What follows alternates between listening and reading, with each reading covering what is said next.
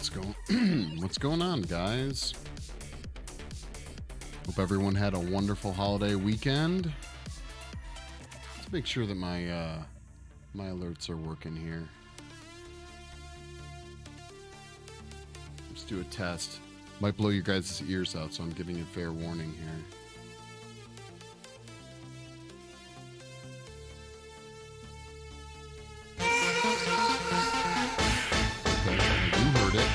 I didn't.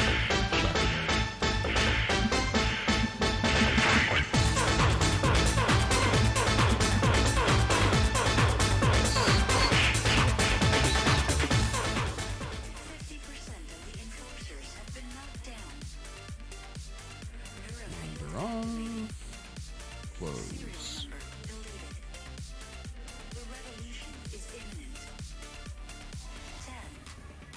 Monitor and output. Close.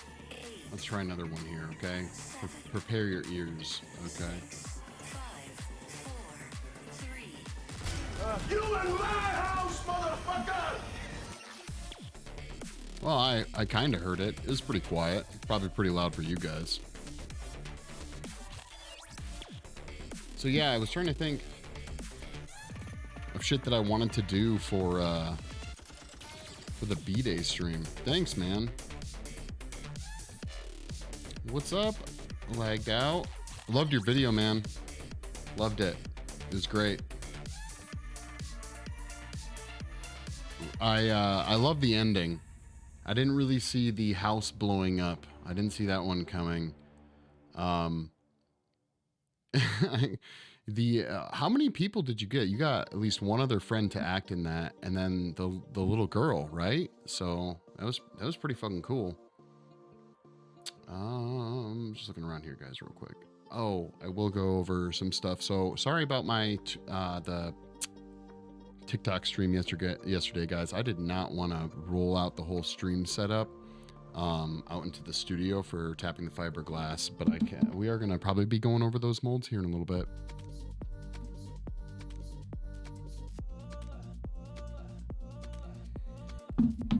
So I can show you what we got thus far, though.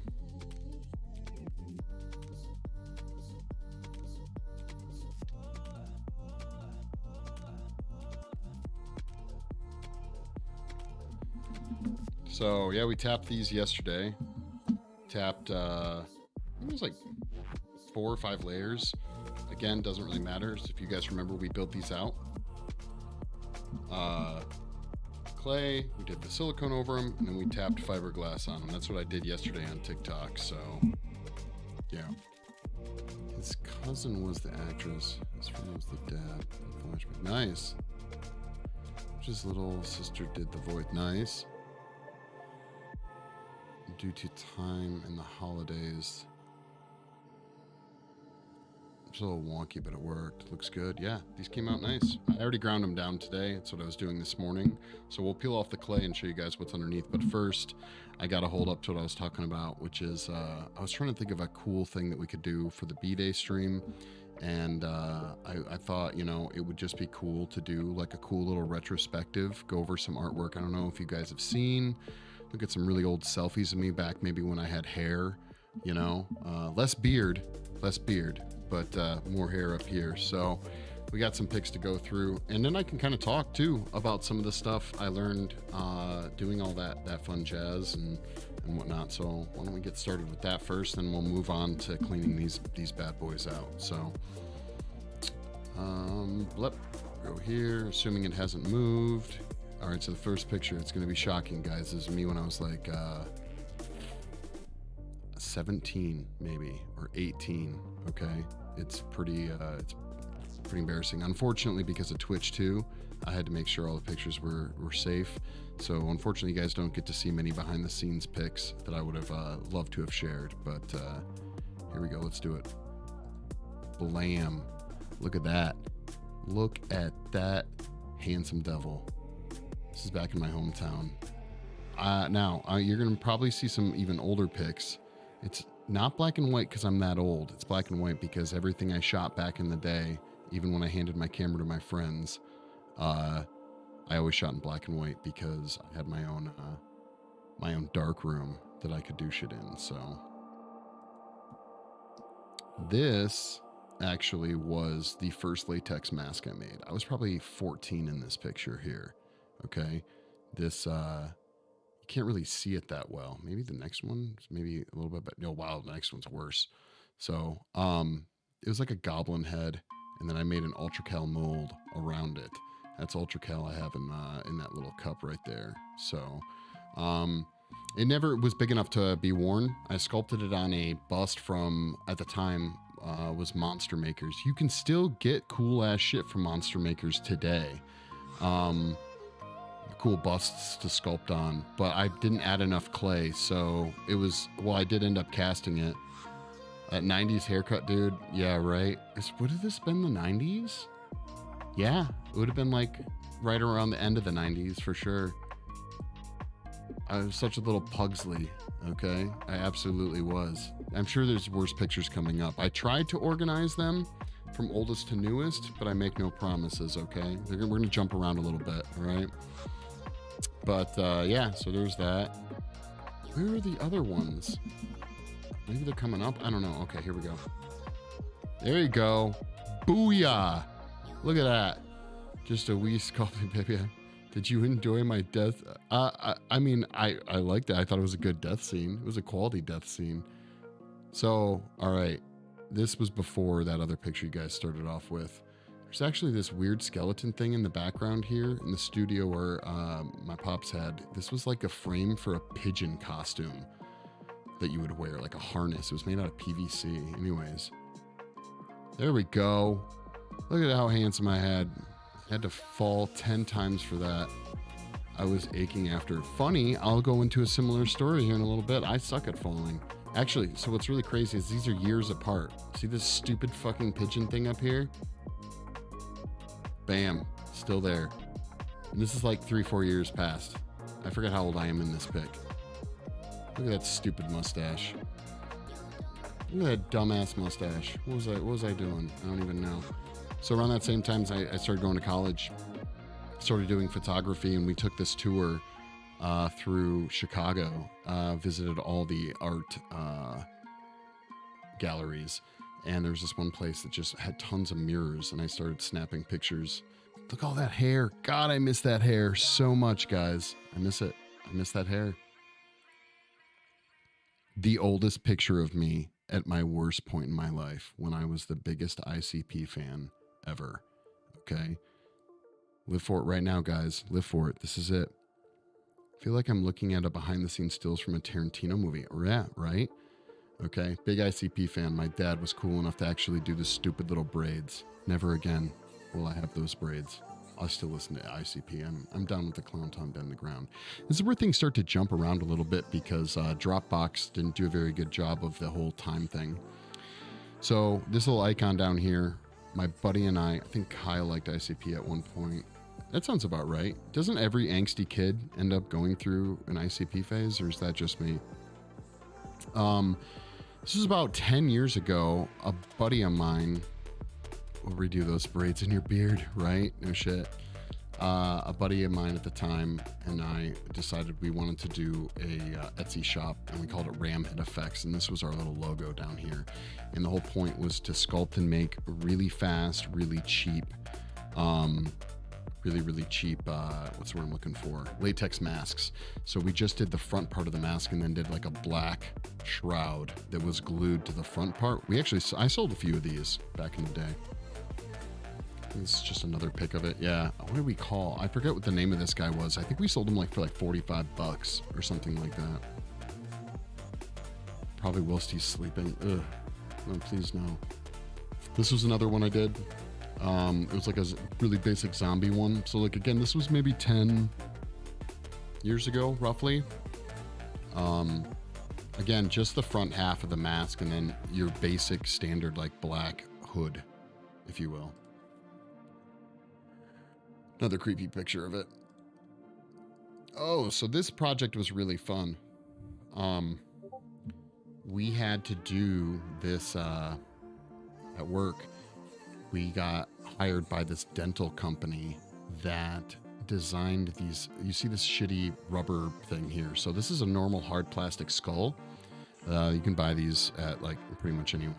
And then they had these rubber pieces that sensors had to go into that you could practice injecting into them.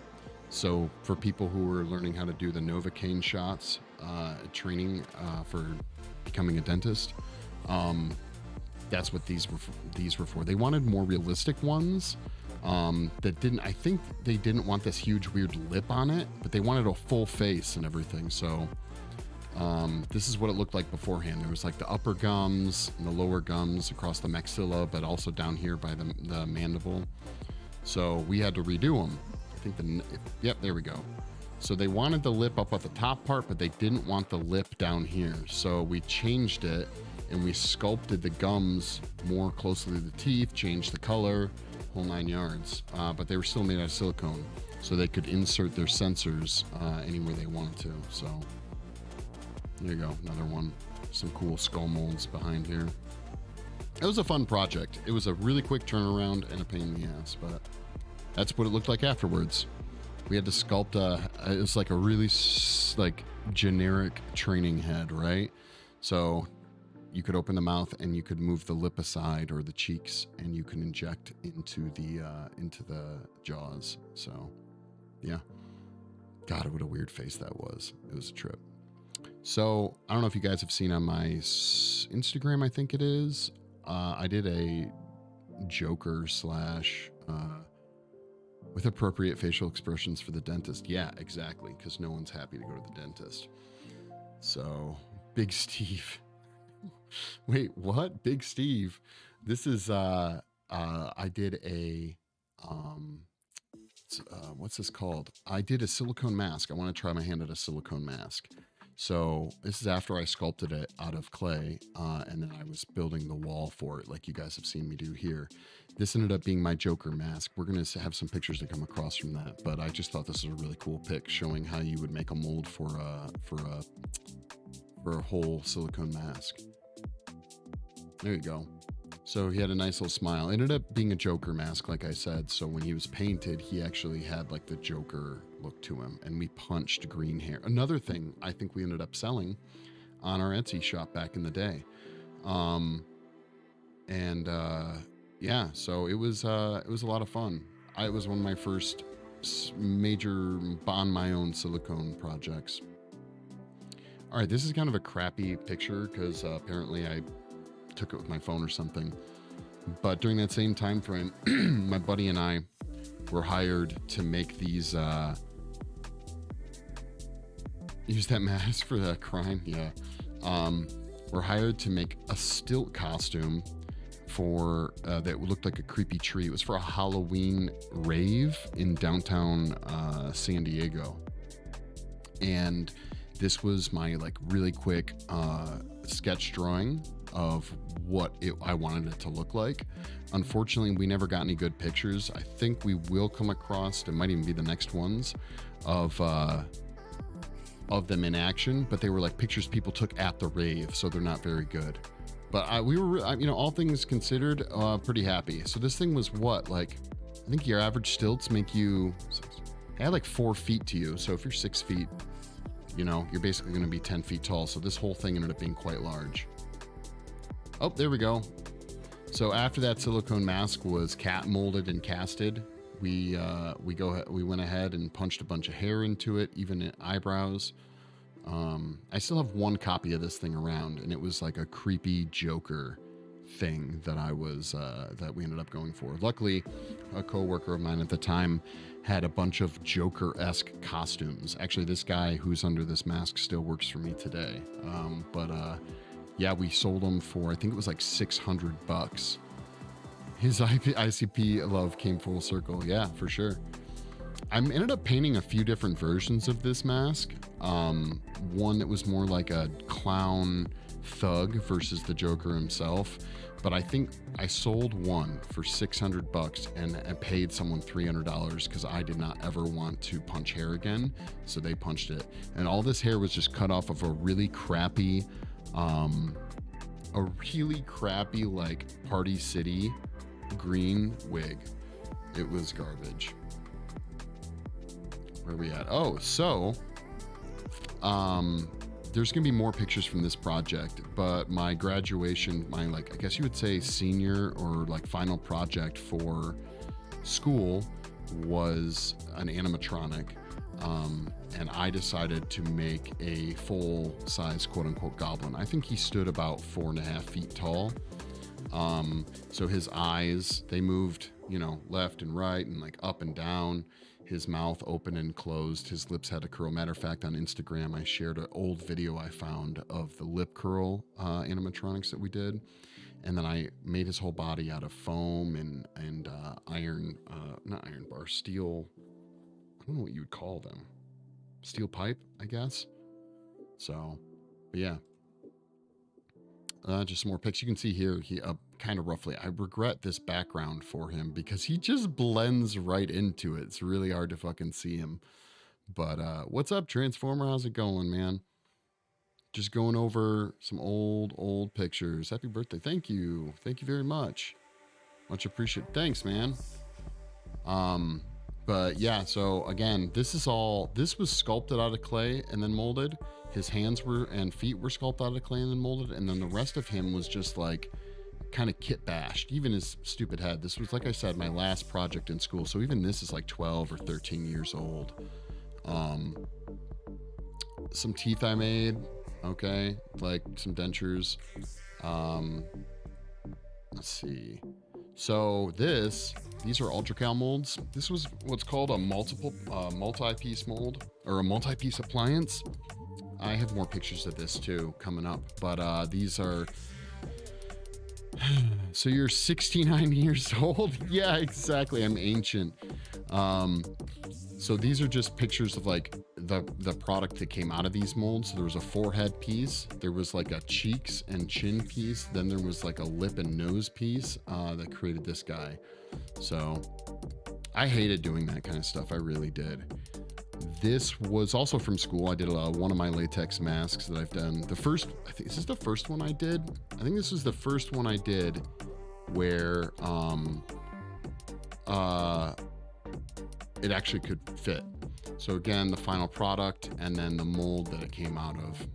God, ultracal molds are so fucking heavy. There's more pics of this guy coming up.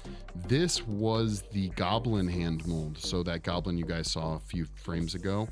This is an ultracal mold for his hands, which I think were casted out of foam rubber if memory serves me correctly. Okay, so that same goblin, I only sculpted this area, and then we made a fiberglass mold to make the skins for him, okay? So that's what this is. It's 1, 2, 3, 4. It was a 4-piece mold? Yeah, that's right. It was a 4-piece mold back in the day. I must have pulled, I don't even know, a ton of foam rubber skins for this project. This was another final I did. It was based on a company out there makes pre-made appliances. I think they, at the time, I don't know if they're still around. They were called Scream Team Effects. And I wanted to do something inspired by that. So I sculpted a really thin, but pretty ultimately physically changing face appliance to one of my colleagues, co-students. I don't know what you want to call them. That's what the sculpture looked like. So this came from this. And this is the mold that we used. So I was actually really happy with this sculpt retrospectively. Yes, tough subjects. Yes. So that's the mold that was made. This is a life cast of him that I sculpted on. And then this was the mold that was made. That's the life cast. Again, I'm big into mold porn. So I for my portfolio, I took a ton of pictures of the life casts I made and the molds I made. So more teeth. I think I have a shot of me wearing these coming up here too. Actually, that movie that I posted, I don't know if you saw it lagged out, but I posted in the photography of the director who just finally put up a YouTube video of this movie I worked on back in the day. Again, this would have been coming up on 15 years ago. This chick gets just brutally messed up in the movie. And so I had to go through and not just dirty her up, but we had to dirty her up. Then we had to do bruising. It's not as convincing in these pictures, but it worked pretty well. The movie is so bad. I would never necessarily suggest someone go and watch it. It's rough, man. It's rough. But she actually did a really great job. Great time. So we even did like bruising around her wrists, her thighs, and her whole body. So I'm gonna watch it. Yeah, have fun. I'm in it for a grip. So I was like 18 maybe when I sculpted this. This is one of my first like little quote unquote maquettes. I actually really hate this thing. It was sculpted out of Roma, but I figured I'd throw it in there. Like I said, we're gonna be sharing probably some cringy artwork here, but it was like a frog demon thing. I don't know. I really didn't like it retrospectively. And like I said, it's sculpted out of Roma, which is just a shitty clay to sculpt in anyways. This is from my first semester. Big into Terminator, still am. It was just like my quick, it was not a final. It was just one of the projects we had to do. So I did a Terminator sculpt. I think there might be some rough versions of it in here. Actually trying to capture, and still to this day, likenesses, they're tricksy. I don't think I did a good job there. There would have been a lot of things I would have done differently today. This is really small, but when I was right around that time you guys saw that picture of my first latex mask. The next thing I sculpted was this orc head from the original Warcraft game. So there's another one coming up. I think it's a closer image. Oh, I don't even know why I threw this in. I worked on a movie called Professor Paul Summers and the Killer Zombie, and me and my buddy, we did zombie makeups to each other for the movie. And this is a still from it. He was pretty creepy. Where's that other orc? There it is. If you guys look up the original marketing imagery for, I think it was either Warcraft 1 or 2, there was an orc that looked very similar to this. And it's just a half mask or whatever. But I think I was like 13 or maybe 14 when I sculpted and cast this. It was a blast. Good times. All latex. There's more of that. Check. So this was a half mask appliance I did. This is straight latex, not foam rubber.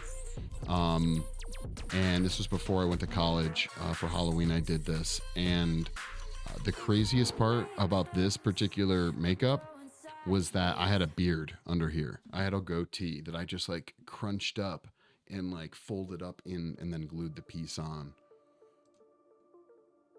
This is from that movie that you'll see if you watch it lagged out. 5 for 5. This girl gets attacked by the demon. She ends up with 3 giant cuts. This is also my favorite effect scene in the movie. You gotta watch that. She rips off part of her face, and we nailed it. Again, this is all before I went to school, so I must have been 18, 19 maybe, something like that. He gets his throat ripped out. So they didn't capture it as good as I would have liked them to, but I put these little, all this is straight latex. Bear in mind, if they did this nowadays or anything close, it'd be silicone, it'd be gelatin, it'd be fucking foam rubber most likely, but this was all like mask latex that I made these appliances out of. And I glued these little things on because I wanted her to be able to like bite onto them and pull and have them like stretch and snap off, but they did it, but I don't think that they captured it that well in the movie. Is that a young Randy Savage? No. It's a friend of mine. This is just some simple wax buildup we did. Again, I might have been around 21, maybe I did one of this. I've done so many wax buildups over the years. It's just Mortician's wax or nose putty pretty much. I worked on I wasn't the biggest fan of the music, but I at the time drove out to help a friend of the family shoot a music video, and we were shooting in the middle of the Kentucky forest, and he needed a bunch of fake headstones, so we made a bunch of fake headstones that looked just like it was literally me and my roommates at college did this, and it came out really cool. The music video was pretty fun. I think you can still find it. I just don't remember what it's called. more of the headstones. I really wanted to have their names of the band members' names engraved on them, but it never happened. He wanted them too worn down, so we made them go away. But oh, here we go. So some close-ups on my creepy latex mask. This was supposed to be, I was inspired by the idea of Rawhead Rex from Clive Barker, was my kind of my theory behind this guy. Actually, still to this day, really like this mask. It's just really simple. And I like how big mouthy his teeth are. But it was sculpted on my life cast too, and then I added even more clay, so it was most people would be swimming wearing this mask for sure. Here's more from that appliance I did, multi-piece appliance. I got a thing for wrinkles, okay? Tons of wrinkles. Here you go. So there's that makeup. You can see the edge up here that we dolled up with a wig and wearing the hat. I ended up going with what I was thinking, like an evil Scrooge, basically, or like a really creepy Scrooge. It's kind of what I ended up wanting. So every student in their first semester at this college has to make a goddamn shrunken head. So I did mine. Evil Dead vibes. Yeah, totally. What are they called? Deadites? Yeah, very Deadite vibes. Yeah, ads. I'll hang tight for a second here. Oh god, where's my drinks anyways? Oh.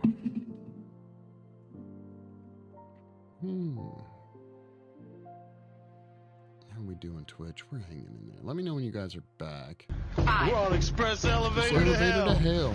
Going down. What's up, Milo? I hope all is well. Oh wow. Probably didn't realize I was really looking at that, but shame.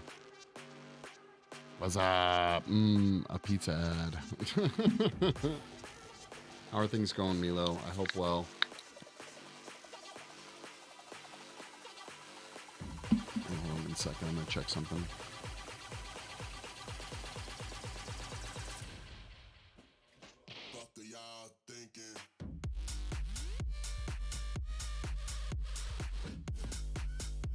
Okay, yeah, we're good. All fine here. Okay, you're back. All right. We're about halfway through, I think, roughly. I'm not going to spend a ton of time on all the images, just ones I think of something to say. Anyhow, this was my lame shrunken head, okay?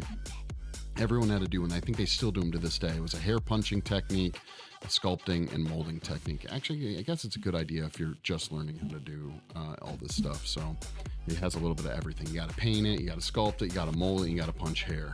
All the key things. This was an appliance I did. I actually really hate this piece. It's really cringy to me personally. But I was trying to do like this twisted, like Hellraiser meets Mortal Kombat character. I just fucked up. I mean, I got my edges I thought were pretty good, but it just, I ended up, I don't know what I was thinking. I was crazy, doing lots of drinking and killing a lot of brain cells, okay? Oh, so, interestingly enough, I actually still am pretty happy with this project, even though it's very old. Some of us have talked on stream about using polymer clay. My biggest polymer clay sculpture is this one right here. It's like a creepy, this looks pleasant. It's like a creepy sea creature thing that I made, okay? It's got weird, like almost lobster-esque, like shelly arm things with little pincers on it. Again, it's very old, but a very fleshy base with a weird, like suction-y anus-shaped thing. I don't know what it's going for, but you can see this. I mean, it's big. It was probably like, I don't know, from like say here to here was 1.5 to 2 feet. It was a big thing. Aquatic.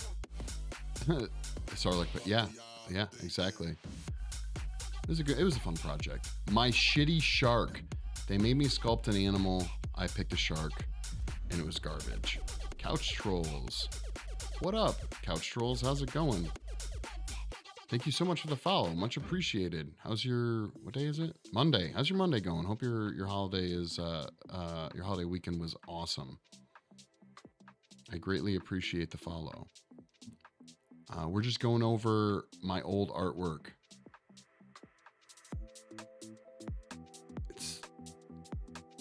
It's who?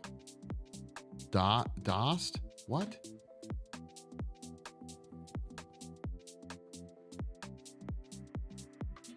It's Daz. Anyhow, well, hello, Daz, I guess. Das Bruce. Oh, dude. Okay, sorry, man. Hey, how's it going? I'm going through some old stuff right now. So yeah, crappy shark. Don't judge me, okay? I don't like sculpting sharks. All right, I'm not a fan. This makeup I'm not fully responsible with. I saw it. Let's get into it. Yeah, this makeup I was only partially helped out on. I forget what I did. I think I did the coloration, but it was me and another buddy or a student at the time. We were doing just like latex appliances. So, okay, so you guys know about my alien fascination. So I did an alien chest burster. This thing was so crappy. It was just like really quick appliance, and it was made out of everything from latex foam, and like I think his arms were sculpey, whatever. Like I after my newest one, so I've sculpted two technically. I sculpted this thing, and then I sculpted another one, which is the silicone one you guys have seen. And I just, God, like I said, cringy artwork, man. Cringy artwork. There's a few pictures of this guy. So we did there were a bunch of abandoned houses where I went to school, and we just started going into them after doing makeup and doing like photo shoots. So we were doing this like Lost Boys kind of vampire brow thing. And this was all built up with wax. So we accentuated his zygomatic bone, built out his brow quite a bit, all done with wax. Like it barely lasted through the photo shoots even. Oh my God. So one of our projects, couldn't tell that was real or not. One of the projects we were required to do in college was to use food to create an effect. So I took it upon myself to use frosting, butter, and brownies to turn my model into a tree, like a tree that was taking over her body. So these are like brownies glued on and with like frosting melting on her face. Actually, retrospectively, kudos. That was probably one of the most uncomfortable things to wear. I even was like mixing up my own custom frosting to see how long I could get it to last outside of a fridge, like if it would melt off. And of course it was during the summertime, so it was pretty rough. There you go. Happy birthday, lad. Thank you so much, man. Hey, how's it going? Fiend, I hope your weekend was good. The Guardian from 1990. I'm not familiar with that one. Again, we're going to come across some old selfies of me, guys, just a heads up. But these are those dentures you guys saw me earlier having. So all the teeth I sculpted back in college were all based upon my own mouth. So again, I was like, I don't even know, 22. It was a witch that took babies and put them in a tree. What? Was it like, is it a horror movie? It's got to be a horror movie, right? So that same night, after we did the photo shoot with just the normal brow, we went back and did a gelatin burn on his face. So that's what this is. This is all gelatin over the mortician's. It was either nose putty or mortician's wax. I can't remember. Gelatin is some fun stuff. You guys want to mess around with doing burn effects? Gelatin is where it's at. Get some of that thick blood, you're good to go. Another gelatin burn effect, actually. Gelatin was some crazy stuff, man. This was on actually the chick who did the tree. It was on her. Or who did the tree? Actually, Das Bruce will remember this.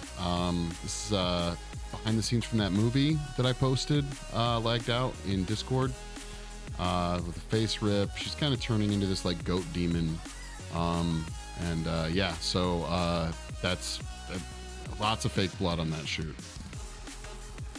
So I feel so bad for this model. We had to do in one class, we had to do 4 different stages of fake hair. So this is just like a very 2-dimensional fake hair. Then this is like light stubble. Then like a beard, but then like a full beard. Oh my God, what a nightmare that was. I hate doing hair. Don't judge me, okay? I hated doing hair. I, to this day, hate doing hair. Maybe it's because I'm jealous because I don't have any. I don't know. So this one would have been early on. My first vape, look at that. The Star Wars lightsaber vape. I was working, this is one of the first heads for Real Doll that I worked on. And I forget where I got this pic. I think this might have actually been from a news article. Someone snapped a picture of me, so. There's those damn trees and those crappy pictures. This is a person in a stilt costume with a giant creepy foam tree monster thing. I think there's maybe one more. Is that a rave? Look at that. Look at crappy pictures. I'm pretty sure this looked way cooler than these pictures are showing, okay? I'm just throwing that out there. Okay, so here's the other thing, guys. Here's the reality. There was a time that I was in a band, and when I was very young, I must have been, again, this might have been like my time when I was working at Spencer Gifts, okay? I was like 18 or something like that. 19? Yeah, right? No, I wish. God, you're too kind. Back when I had hair, I think I lost my hair because I bleached it too much. That's the reality of it, okay? Oh, that Ramhead Effects, we did fake ears that we sold on Etsy too, and these were the promos for it. So, these are the ears we did, and these were promo pics for the fake ears. Again, I think it was just latex or maybe straight polyurethane, not polyurethane, cold foam. I forget what we used. So you're going to see some of my old photography too. I used to be really into, has been a staple for years. Yeah, I got, yes, this is my oldest piercing still to this day. I've only changed the actual piercing 3 times. Okay. So it is still going. Vault. Yes. Oh shit. Vault. Yeah. I was really into light painting back in the day. So I would do long exposures hanging out with my buddies. And so this is just a flashlight I had on my keychain, and I took this long exposure, and I was like, man, that's such a cool pic. But yeah, Vault, who even thought of the shit? You know, who even remembers that shit, right? So again, just hanging out with my buddies, drinking, and I would just be like, hey, let me grab my camera, and we would do like long exposures. So, you know, I'd paint them in with light, then have them change position, and then paint them in with light again. This is not Photoshop, it's all done in camera. Drinks like a soda, kicks like an energy. That's right. Yeah. I don't even remember when Vault went away, but it's probably better for everyone that it did, okay? So there's going to be a few. Yeah, another one here. All same exposure, just long exposures. There's another one. Give a guy a camera, couple of drinks, maybe a few joints, and everyone just turns into a weird psycho light painting portrait. I don't even know. This will take you back. Das Bruce might recognize another person in this pic. So during around that same time, I was, oh man, a lot of these are like before I'd even turned 20. I worked for a radio station, and I was a promotions assistant. So this is, oh, you know what? I can give you an exact date. This was the premiere night of the movie Dark Knight with Heath Ledger as the Joker. I was working for a radio station at the time, and this was at the theater, and we did a midnight radio broadcast from the theater when Dark Knight came out. So whenever the fuck that was, you guys do the math. And these actually, Ned here, he's a streamer. He does video game streaming. I think I've rated him once or twice. So him and I, we still touch base. Do you think your stint in photography helped you understand the difference of what looks good on camera? Absolutely. I still do a ton of photography to this day. It's still a big passion of mine. Cringe selfie, but just proof that I wasn't always a big, hairy, bearded, bald guy, okay? I was, at one time, quite stylish. Again, very young here. Just random vampire shoot we did on a Halloween. Just really basic makeup, fake teeth, lots of fake blood. In sync, the dark years. Yes, exactly. Again, college. This is when I think this is my first month in college, pretty much, in our dorm. I miss this shirt. This was my favorite fucking shirt. I still wish I could get this shirt. This was a breast cancer awareness shirt from the company Fright Rags. And it's like a fucking, you know, what is that, Bride of Frankenstein or whatever. So new metal. Yeah, for sure. Yeah, it is. It's Bride of Frankenstein with like Frank's hands coming in and covering up her boobies. And then somewhere, it's actually right here, there's like the breast cancer awareness ribbon. God, I wish I could get that fucking shirt. It was limited run. That goes hard, right? Yeah, this was during my guy liner phase. Oh, the vault picture, he just wants to be around. Oh, Das Bruce will remember this one. This is a little bit more right before we started shooting. That phone. Oh God, what was the phone? Oh yeah, what is that? The first, like, it wasn't the first gen iPhone. I think it was an iPhone 3 or something like that. I could be wrong. But yeah, that's that throat rip appliance applied. And then, yeah. God, those were some late nights. BRB, got to run some resin for the right. Yeah, for sure, dude. We're hanging. So cool thing about this picture, more of that light painting I was talking about, long exposures. It was fun, me and my buddies hanging out. But actually, you get to see, if you look up here, these are some old, like when I was maybe 12 or 11, ceramic monster sculptures that I would sell. These ones obviously didn't sell. I gave them to my buddy. It looks like first gen. It was not first gen. iPhones were for sure out before I got that one. I only ended up getting an iPhone because all the girls I was meeting at college were like, "Hey, can I send you pics on your phone?" And I was like, "No, I don't have a phone that receives pictures." And then I was like, "I need to get a phone." iPod Touch. I was like, and so I went and got an iPhone just for that reason. So this is me during the sculpting of my goblin, that 4-foot goblin. What was I doing? I forget what stage it's at, because he's obviously not fully sculpted yet. But again, early, or actually my last semester at college was when this was taken. This was on set of that same movie I posted, doing the work of adding all the weird appliances, her horns, her face rip, her weird goat skull chin thing coming through. All those contacts. They were cool contacts. For sure. There's my bald head there before I was fully bald. Although now retrospectively, you can kind of see it happening, even at that young age. That set was so cold. This was right after she ripped her face off. We caught it on camera, and then that was it. Set was cold, man. It was so cold and late, and dark. This is my buddy, so I really wanted some light painting pictures of me, so I was like, "Hey, I'm gonna tell you how to do it, just do it." So he came over and he was just like with a light, he was just like, "Rah!" But it actually came out all right. I didn't sit still as good as I should have, though, for sure. It's cool. It was cool. Again, if you go and you watch the movie, she does not look this like red. I don't know what it was about this camera I took this picture of. But the flash just blew everything out. You do not pick up all that in the actual flick. There you go. Look at my tiny little beard. If I had known what I know now.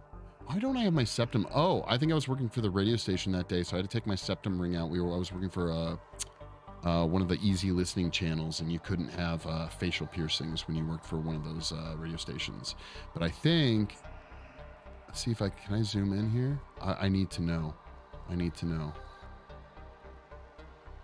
I'm wearing my IATSE shirt, guys.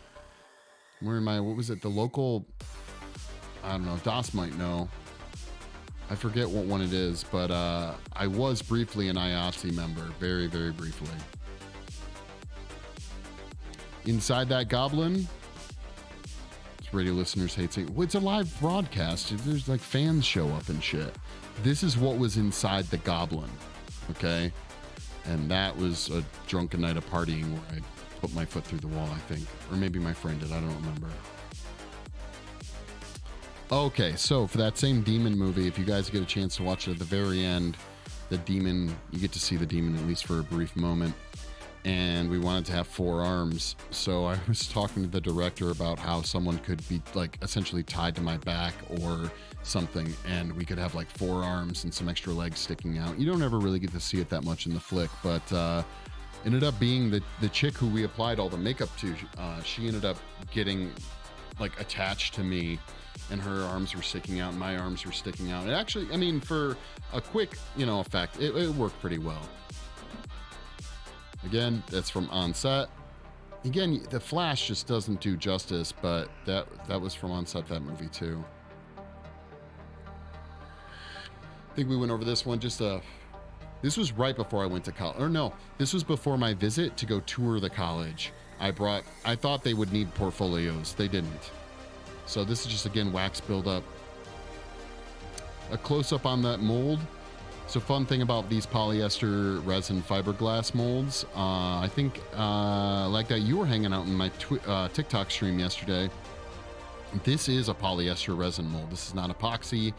We mixed Bondo with polyester resin for the splash coat, but we mixed it with that green Bondo. I don't know if you guys have ever seen that. And so this is all green Bondo is why all the inside of this is green for that goblin mold. This I thought I would throw in there because this is when I drove out to California. My pops and I in 1989 Lincoln Town car drove from Michigan all the way out to California after I got my job working at Strategic Operations, which was a military training base. And I don't remember where this is at. It might have actually been like Arizona, Nevada, New Mexico or something like that. This is a pic of me and my buddies doing some fire breathing. This guy right here, he was my roommate. He showed me how to do it up. He was much better at it than I was, but we still did it. We still did it. This is a sculpt of that face rip appliance I did for Halloween. That's a life cast of me. A really old life cast. And some, again, Roma Plastilina clay. God, I have mixed emotions about this one. I loved the effect I got for something I knocked out so quickly. Again, just more from that shoot. So I had to take an airbrushing course in college. I do not like illustrating. I'm not a fan. But I was pretty happy with this piece. This one, for as far as paintings goes, it meant to be very symmetrical, but ended up not really being as symmetrical as I wanted. But I still thought it was a creepy demon face, So, but it was just on, what is it called? Poster board, pretty sure. It's good enough to go on a van, right? Yeah, it totally does have that vibe. Yeah. So, I can get by. Dr. State, what's going on? Thanks for showing up. You came in at the end of my last stream, but hey, you're hanging out for the retrospective, the cringy art retrospective. That is the mold before we started grinding it down for the goblin. Polyester resin using matte. Oh my God, that room stank so bad. So bad. I was so itchy. I was so fucking itchy. What else we got? That was from that same shoot in that, the fake wax brow we did. Every time I had a chance to do a photo shoot, I took it. I love, man, being in a college town where all you're doing is makeup and you're a photographer, you get to hang out with a lot of people. I'm grinding that down. Yeah. Oh no. Yeah, it sucked. It sucked. Some close-ups of that makeup again. So if you guys gotta watch the scene, I would show it. I just pretty sure it would not fly on TOS, but we ran a tube up behind her ear that came out right here. That's how it bled when that effect was happening. I missed this ring. I lost this ring shortly after shooting this. It was my favorite ring. I had it for a few years, and it's gone now. Lost it at a bowling alley. It was bullshit. Look at that. Look at that. Badass. All right. I was so young and youthful and had my whole life ahead of me, okay? Not as much of a beard, but still.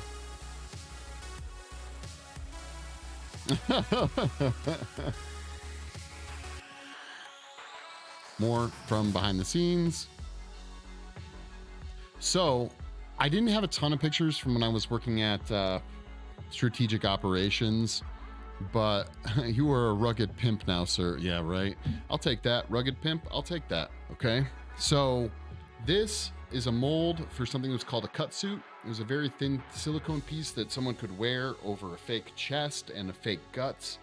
And it was used to do fake surgeries on actors that so that medics could learn how to do triage or whatever it's called, emergencies. Like someone gets shot out in the field, they would have an actor wear this, and medics would practice suturing up and taking out bullets and all this other stuff. Or shut up.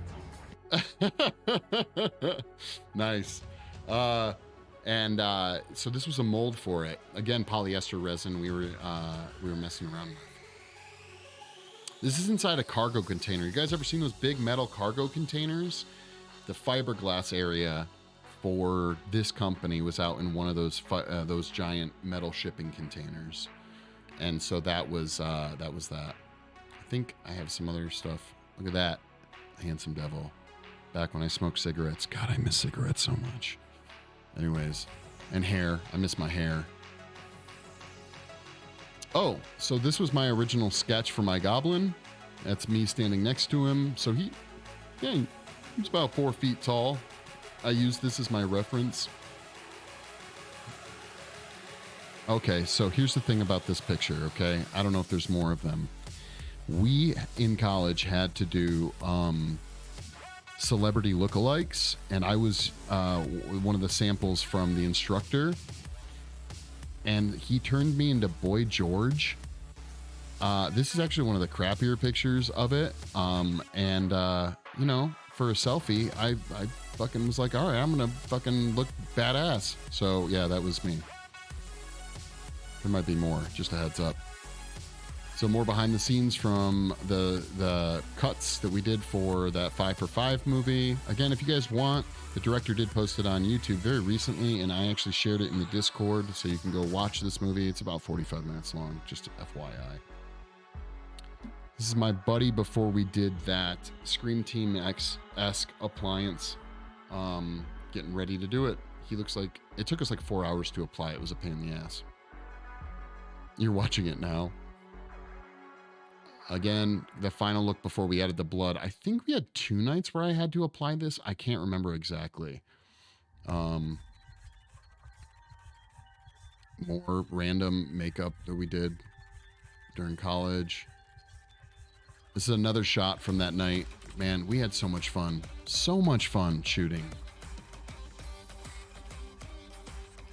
It's kind of a front on of the rough sculpt I did for the goblin before I started doing any detail. I made the mistake of sculpting something so large out of hard Chavant. So like making any big changes was really tricky. It was wildly annoying. Oh, so this picture is only cool in reference to this picture. Along the seam of silicone, hard. Yeah. So this is that skin suit I was talking about. It was called a cut suit. So one of the seams was right here, and we always would end up with bad seams. It was my early days of mold making. And so this is only impressive when you see how nasty this looks. Oh, wow. That was an accident. And then this. So this is called seaming. Not my best work. Again, this was like 10 years ago around. Maybe a little bit more, like 11 years ago. And you'd want to turn a bad seam job into something like this. And silicone is particularly tricky to do it with, okay? But I thought I'd throw that in there. That would be how you would take any other thing to the next level. Should have used CX5. Oh my God, CX5, no way, man. I did mess around with some CX5. CX5's not around anymore, right? I don't think they do it. You can't get CX5 anymore, can you? I could be wrong. Another one from this shot. No, he stopped producing it. Yeah, in 2017. I think I still have like a brick or two of it. Okay, fun story about this. Dude, I dig this dude's biker looks. So, again, when you first move out, you're in college. How much you want for it? I have to look around for it. I don't... Cover the shipping to where you're at, man. I'll send it to you.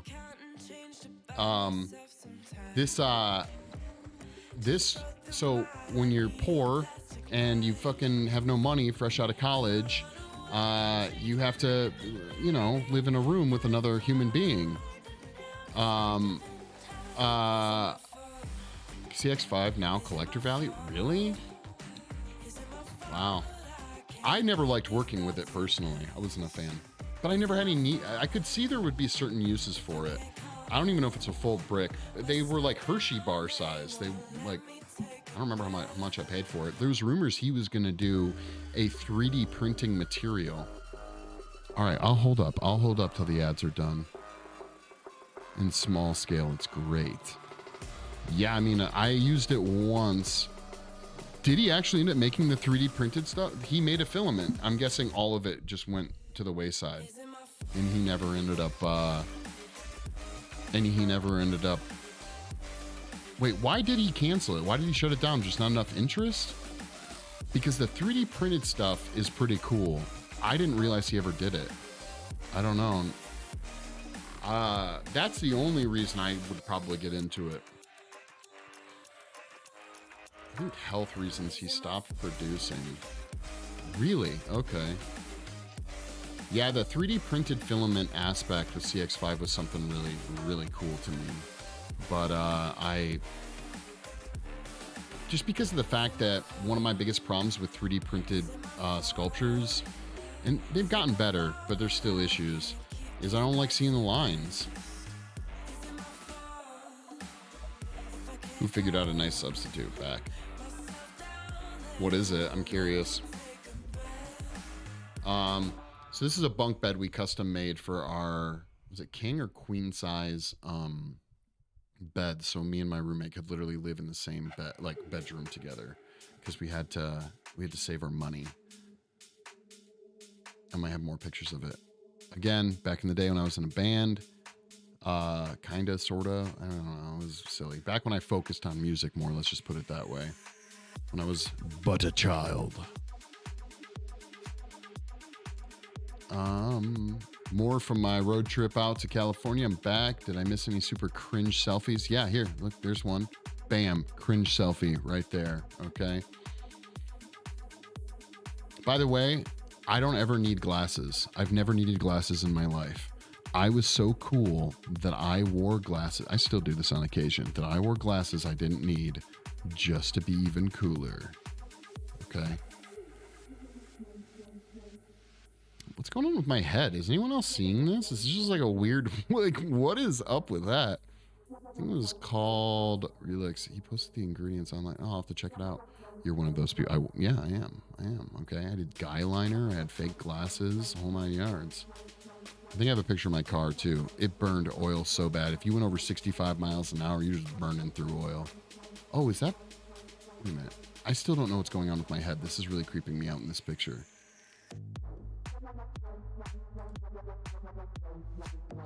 More light painting I did. You can mix it yourself with some Fuba, Candela, beeswax, and some other stuff. Really? in the bands Blink-182 and The Offspring. Oh, okay. And Limp Bizkit. Yeah, you know it.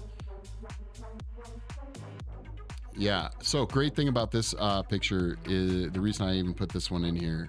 If you guys look right here, that is my foot in a flip-flop. But because I was light painting and it was a long exposure, I must have hit my foot and my leg. I was wearing shorts with the light. So there's a ghost leg just hanging out. Our natural palm waxes. I'm gonna have to look that up. CX5 does not give me the vibes of it being waxy. It was very hard.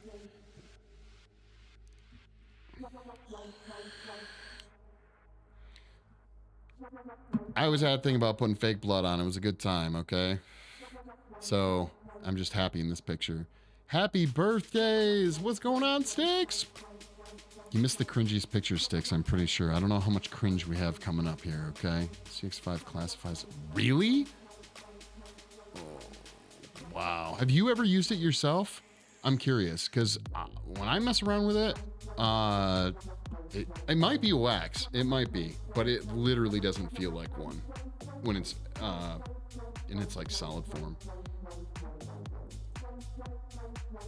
Bigger picture of that bunk bed we built. I'm still super proud of that bunk bed, okay?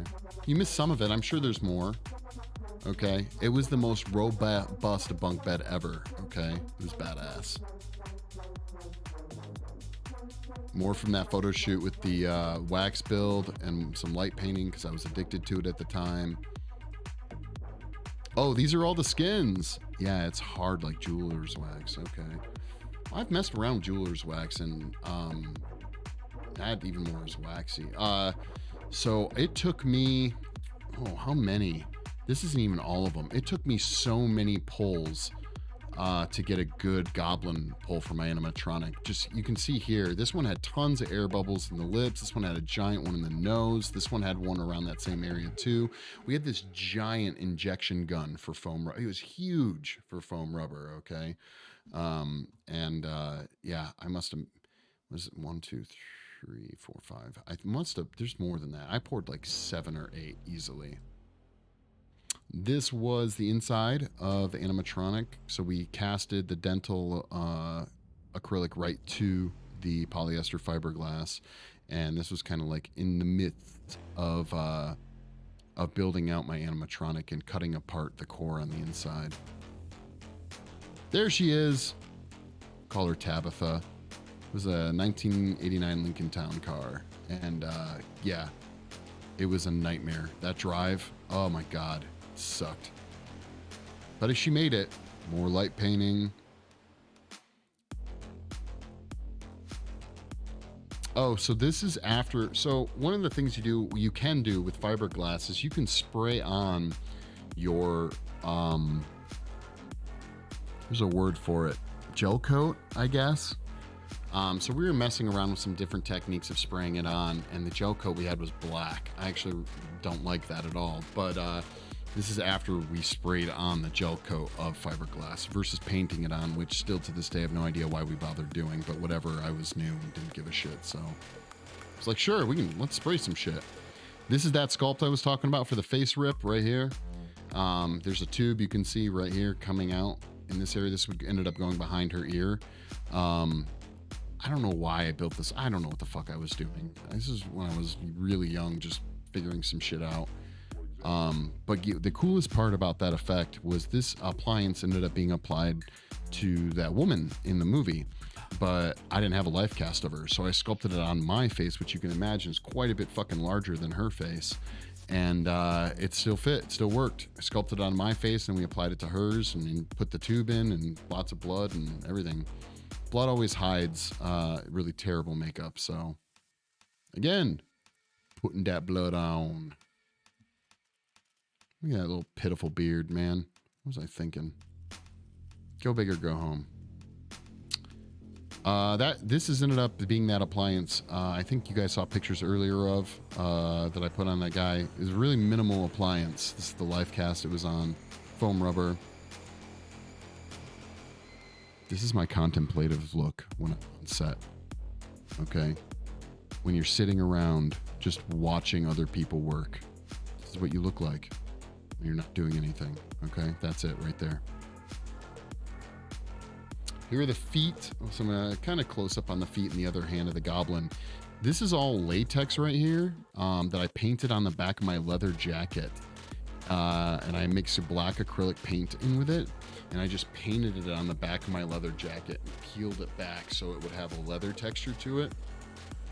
And then these are just ripped up t-shirts that I wrapped, and everything was painted with, it was actually, I mixed acrylic paint with alcohol, with color, with, what else did I use? It was like baby powder, so that it was like a really opaque paint, and it would absorb into the cloth and the fabric, but it would leave behind this like really green colored shit. And I don't know, it was hard to explain, but it's what I did. That's a sculpt for that latex mask. One, if not the only. No, I've sculpted in wet clay since. I don't like working in wet clay, but this whole mask was sculpted in wet clay. It dries. I'm too slow of a worker. This was the coolest picture I've ever had of me right here. You see that? Okay. You see the devil horns. You see the blonde hair. Okay. Here's the thing.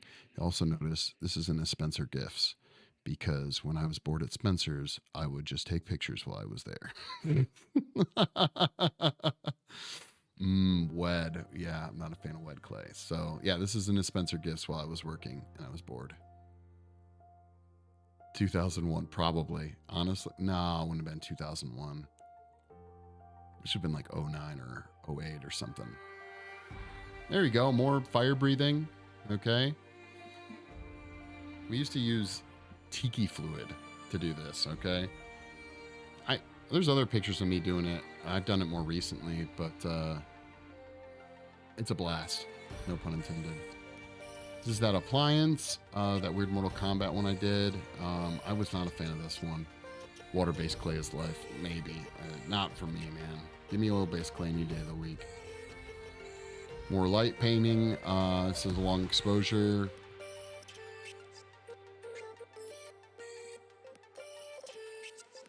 Another,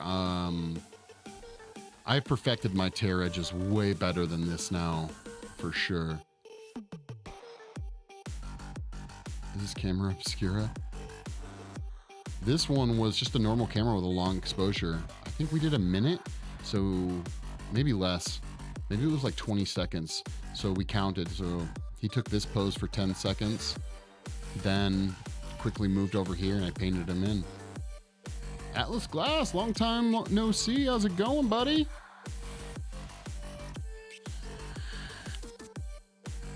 The beginnings of the mold for my Rawhead Rex mask. That face rip was nice. Jesus. Yeah, the face rip was really cool, honestly. Everything's doing. Happy holidays. Yeah, back at you. Things are good, man. Things are good. More light painting. He's actually holding a beer bottle for this pic. I actually really like this pic a lot. This was the base paint job for the Rawhead Rex mask before I did any like washes and other painting. How are things going with you? Still doing the glass thing? This is during the rough sculpt of the Terminator. Funny thing, I actually like the sculpture more when it was in its rough form than when it was in its finished form. I think we saw that one already. Yeah, so that's the skin, the foam skin over the animatronic fiberglass core is what's going on here. So what he looked like when he was all painted. His eyes were a little bit more sunken back than I wanted, but being that he blinked, he could look around, look up and down, the whole 9 yards. Honestly, I was pretty happy. His helmet just came right off, which gave me access to the workings of the animatronics inside. This is during my band phase. There's kind of this is pretty cringy. There you go, Sticks, if you're still here. Powerade for the win. Yeah, his eyes were really. This thing still exists. I think my pops has it in his art class. The Nickelback phase. I never left the Nickelback phase. That's just truth. Another one from the Terminator. Wow. It doesn't. It's so bright here because of that flash. But even if you watch the video, it doesn't come off that bad. These were the hand sculpts. I think I did 2 different versions for the Goblin. I think I life casted my hands and then sculpted. Actually, these were wet clay too, with sculpey fingernails. This was my first year on New Year's out in California. Okay, the liberals got to me. All right, it just happened. I'm sorry, it did. Okay. There you go. This is during the molding process. I still don't know why they told me to do this. I hated this idea. I don't know why I was told to do this, but this is aluminum flashing. There's one technique for mold making where you take aluminum flashing and it's not bad for matrix molds. It's not bad for where you don't care about your seams, but where you literally tap the aluminum flashing inside your clay, which you would retrospectively is a terrible idea for something at least this size. Maybe if you were doing a giant dinosaur or something like that, full size, this would make sense. But I regret doing it on this project because it gave me really bad seams I had to overcome. But instead of using clay to build your walls for the mold, you would use, I've seen people use aluminum flashing or playing cards, any number of things. Something this size, I would never do it again. Something this size. Maybe, like I said, something like giant sculpture, totally would. Aluminum thick seams. I know, right?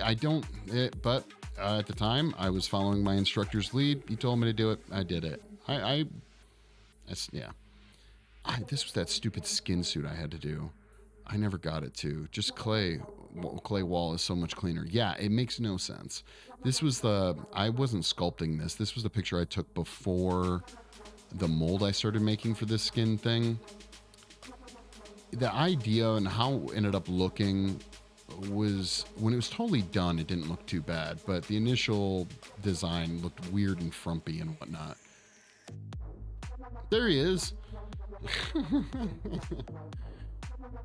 It's the Goblin with his frame under him. I had the feet. These are my life casted hands, and I just started gluing foam sheets together around the frame, and then I ended up carving them down to give the rest of his body, I guess you would say, the rest of his anatomy. That's another one of those damn pictures. This is me working on, we need a 4-foot version of Steve. We do. Working on that buddy with that nose putty buildup. There you go. There's that finished sanded down mold. Never will work with polyester resin again if I can help it, ever. There you go, another one of that face rip. Remember, just pure latex. That's during the rough sculpt of that Rawhead Rex mask.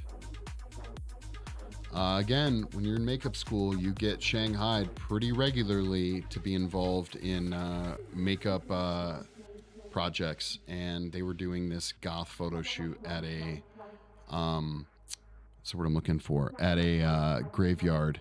So they shanghaied me into, I don't even know what you want to call this, like a Marilyn Manson goth look. I don't know, whatever. That was the finish sculpt before the mold.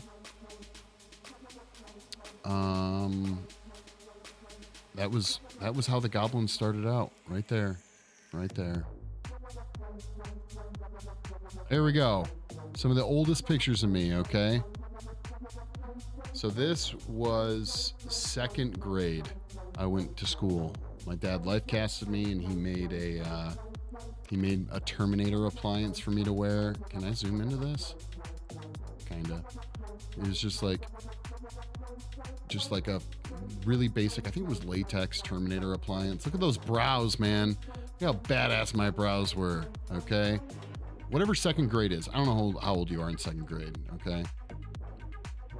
And then I think the last one is, yeah. This is me while I was in school coming back to visit my father's. He's an art teacher in a middle school, and I did wax buildups on his students, like for a visit. I visited and did that. So that's it, guys. That's it. That's it.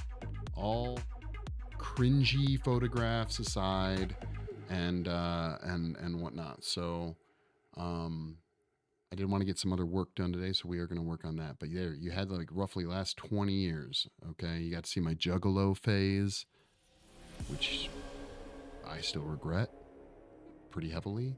Okay.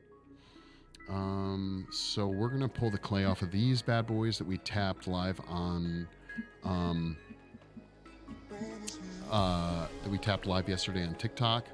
So let's get started with that. I'm gonna take this away. Blam. Shows everyone starts from somewhere. That is very true. That is very, very true. I was trying to think about what to do for like a birthday stream, and I was like, man, it'd be just cool to kind of show some of the older stuff. There's actually a ton of work that I wish I had photos of. A ton. And I wish I could have shown some old pictures of my first days working here at Real Doll, but again, Twitch would not have, I promise you, Twitch would not have approved of this, okay? Absolutely not. So if you guys remember the other day, you know, we had some limbs that looked like this, that we were working on. We built the clay out. Some fancy jackets for the molds, that's right. What did you use? This is epoxy resin. So I used fiberglass. We did this on did I say Twitch? Or we did this on TikTok yesterday because I didn't want to move my whole stream operation out into the studio. So just grabbed my phone and did a TikTok instead, or a TikTok live. So yeah, it's just TC 1600 and 1604 with cloth fiberglass. So yeah, came out pretty nice. And I used a finishing layer, like some really fine cloth to do that. So he tapped it real good. Yeah, exactly. So I just wanted to kind of remind everyone of roughly what's, you know, what was the idea behind what's underneath it, which is something like this. Before we start yanking the clay off of this bad boy. So it's true. He did. He came and hung out. I ended up talking to that John. Is it John? Guy for quite a bit after stream. He's a really cool cat. He's worked on a bunch of stuff. We vaguely know some of the same people. He worked on, it might as well be carbon fiber. It's not. It is cloth based. So instead of using fiberglass mat, we use cloth, which is basically like this finer stuff that I put the very last layer on is a super fine cloth, where the stuff underneath, I actually might be able to kind of show you guys. I don't know if you can tell, but if you see here, am I going to show it? Like the grid work pattern is much larger than the grid work pattern right here. It's smaller, so it's just finer. Yeah, he checked his credits. He had he had an IMDb. Yeah, dude, he worked on like Dusk Till Dawn, the TV show, and shit like that. Like normal cotton cloth? No, like fiberglass. Like, I don't know what is it? I don't know. I'm gonna be putting out a TikTok. I will show you there. Yeah.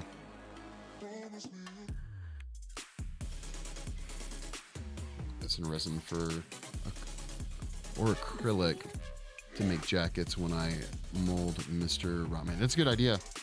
Never had a chance to try it. I'm not decided yet. Gotcha. Okay.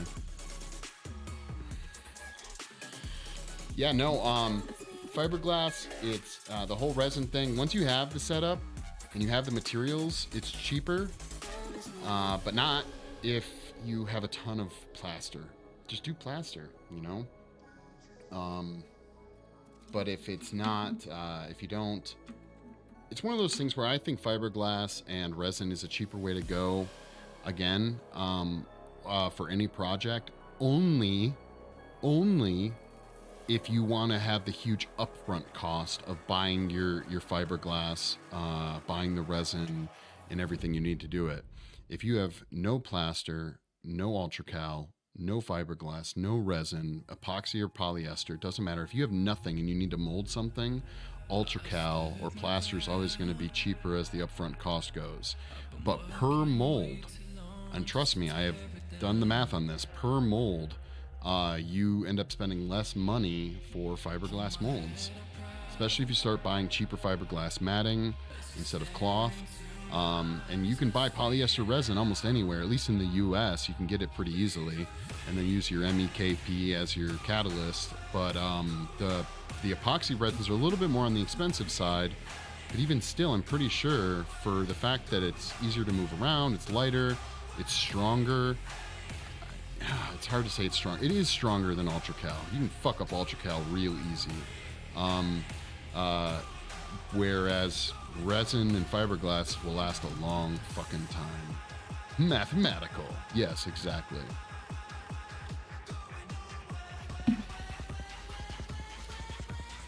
So, I'm not begrudging anyone that wants to use ultracal, right?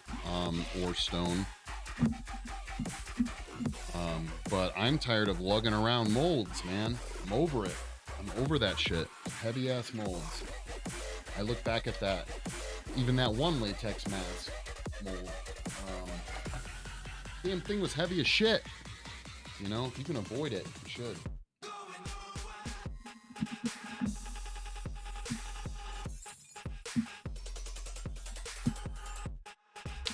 Oh, that's right. Nope. I'll get my ball bearings back, guys. I'm pretty excited.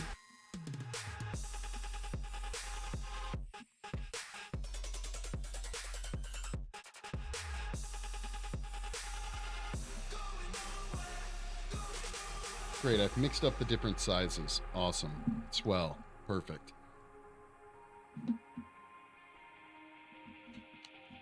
Okay, that one. Okay, there we go. You know, look how clean all those little cute little ball bearings are in there. And they're just falling right out, which is what I need them to do.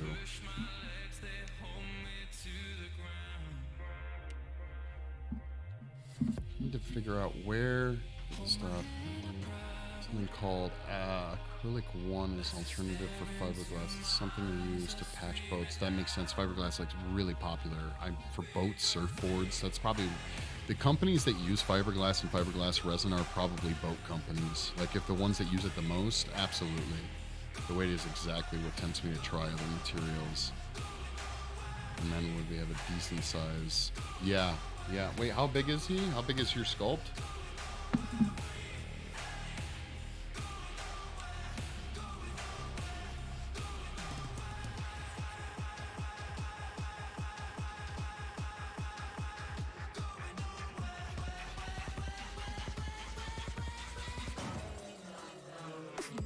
Yeah, I got these on Amazon for like $15. This set was like $15 on Amazon. So, yeah, do it up, man. What up, Carol Phillips? Carol Phillips. What's going on? Listen here, camera. You're gonna do what I need you to do. Maybe. Not too bad, just, you know, living life, doing the streaming thing. Oh. We already went through all the cringy photographs of the last 20 years, and now we're demolding. Trying to save these ball bearings from flying all over the damn place.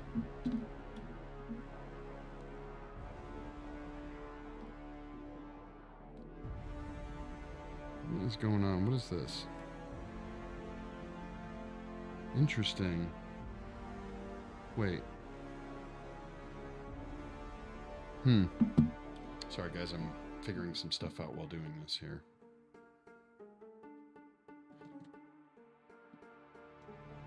Save your balls. I always have to save my balls. As dropping a box of them. Yeah, no joke. But I should have grabbed a magnet and just used a magnet to pop all these out.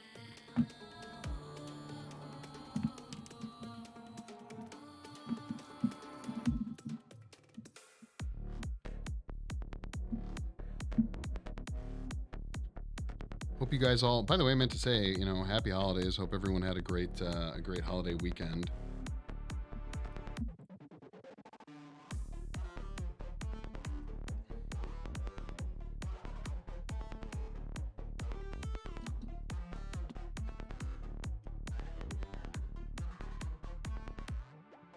Happy holidays and happy New Year's. Yeah, exactly. I'm just happy I got to actually stream today, because usually I don't stream till later in the day, but our studio's actually closed today, so this pleases me greatly. You got leather in, so it was good. Nice, nice, nice. I don't remember which one that was to, so.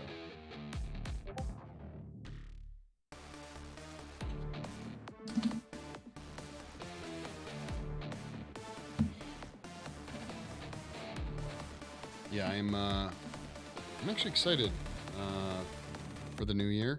Maybe it's because I'm plenty over this year, you know, and if I choose to believe that somehow a number that represents a time frame can make some changes, then you know what?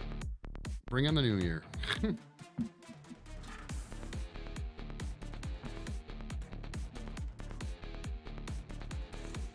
All right, here's the one thing I will say about fiberglass, okay? That is kind of frustrating, but even UltraCal can suffer from this, okay? Is that it makes your molds a deadly weapon. You never had bad splinters, mess around with fiberglass molds long enough and you will have some of the worst splinters of your life.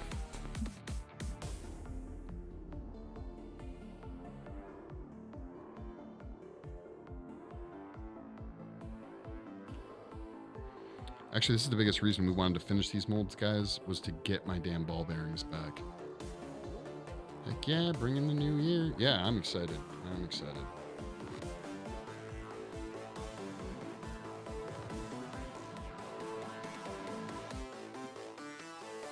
It's like little chunks of fiberglass that'll get inside the clay, and you will just, you will hate life. They will slice your finger right open. UltraCal will do this too, okay? It absolutely will.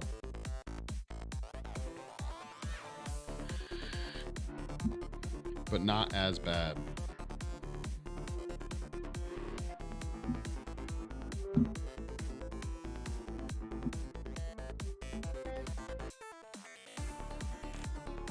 I actually love pulling clay off of molds. It's kind of like opening. It's like opening a present. Okay. I have the name for my film studio. Turtles. Logo. I was up for my leather business. Naming it Sky Bison. I love that. Wait, were they really? Oh, okay. Wait, okay. Little. So once I have funds, I'm gonna have him finish that logo. That's awesome, dude. Nice. I keep thinking about wanting to make a movie so bad right now. I've been doing so much photo editing for like social media posts and shit. I'm like, God, I want to shoot a movie so bad. The problem is, this is something that I actually really lack creativity for. Sorry, I was in ads. You make movies? I would not say I make movies. I've been involved with movies that I can, you know what? I can make movies. I'll say that. I haven't made any serious ones, let's put it that way. But I have everything I need to do it. I just lack honestly, it's the creativity. I don't want to just, you know, I lack the process of like coming up with the story. That part sucks. Let's go. You should make a movie. I know, I should. I need to, actually. I have everything I need to do like an effects heavy or an effects inspired movie, and I can never think of a good idea.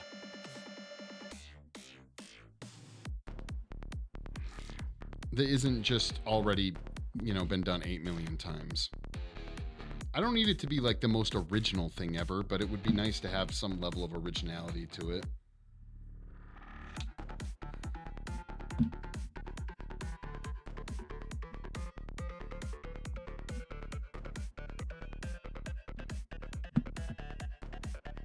Shoot a porno, no plot needed. Trust me, I've thought about shooting like a really intense porno. Okay, I'm not gonna lie, like a super heavy effects porno. I really want to do a porno. I want to shoot a porno. I really do, but I want it to be about a chick that literally raises like a crazy, creepy goat demon thing, kind of like that movie you just watched. But like, think big. Like, I want the demon to be this just like kind of hulking, very tall, full monster suit style of demon, and shoot this like creepy horror / Hellraiser porno monster movie thing. I totally want to. I would do it. I would do it.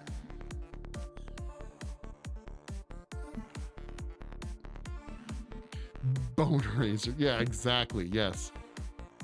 We're gonna film a short for Nikon contest. Hell yeah, dude! I share with you. I released my first. I did. I checked it out. It's super awesome. Duo has the first song out on Bandcamp. Wait, what's Bandcamp? Shout out a porno that would be cinematic and have a great story. Right, that's my point. The demon is big. That's right. Somewhat defense. Yeah, no, I have seen some that they actually put that as like a priority. Hellraiser spoof. A Hellraiser spoof would be fucking awesome.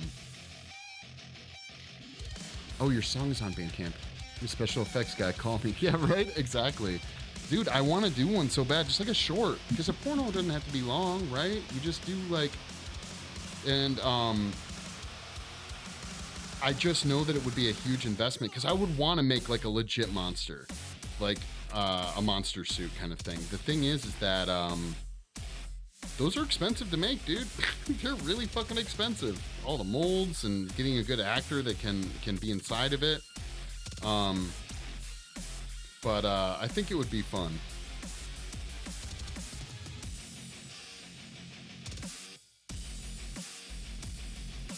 I'm a horror movie enthusiast, especially black and white. Dude! Or Hammer Studios, yeah. Gotta make props. Clean stream test.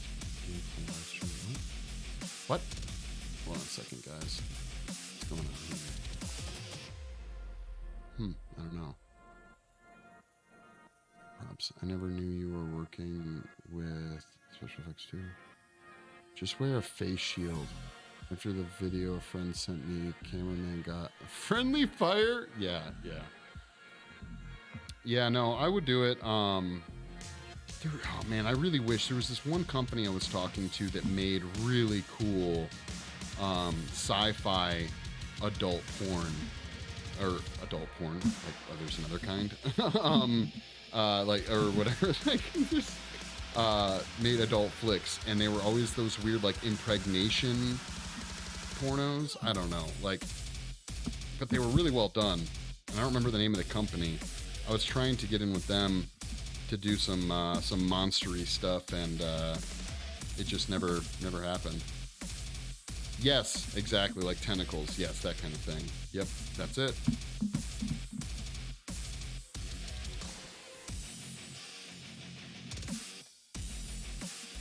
You know what's up. Well, we're all here. Yeah, that's true. You know, sculpting.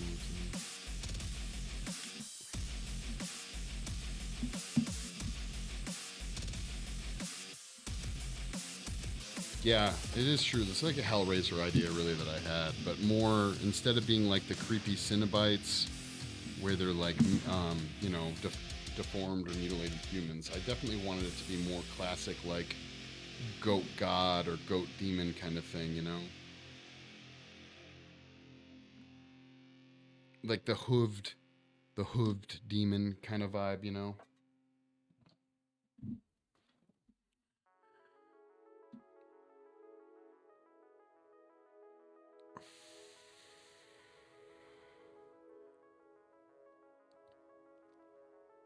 Oh, dude, Event Horizon. Yes, the director's cut. No shit. I would love to see. They need to fucking find a way to get the director's cut out.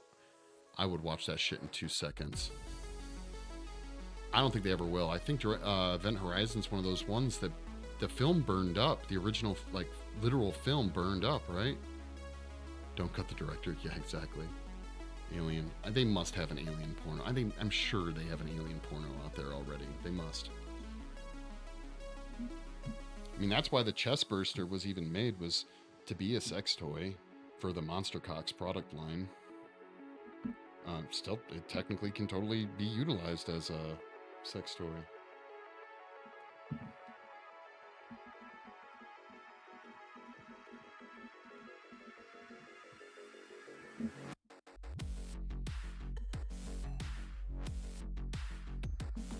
Damn, Clay. Movie was killed by censors. Hey, you know what? It was, but I still like Event Horizon a lot. Like, a lot.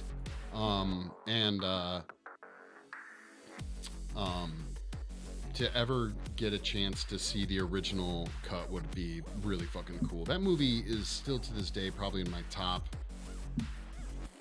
It's got to be in my top 10 fave horror / sci-fi movies.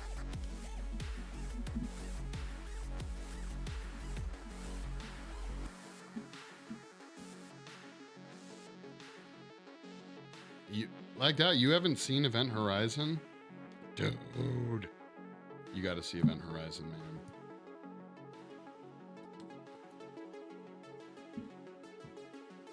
We are taking clay off of one of the molds.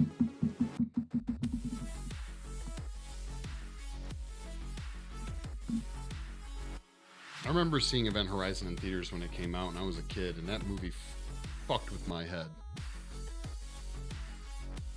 I tried to watch 2001 Space Odyssey, but that bored me to death. Can't say I blame you there. Yeah, right? And I love older films like that. 2001, you know what?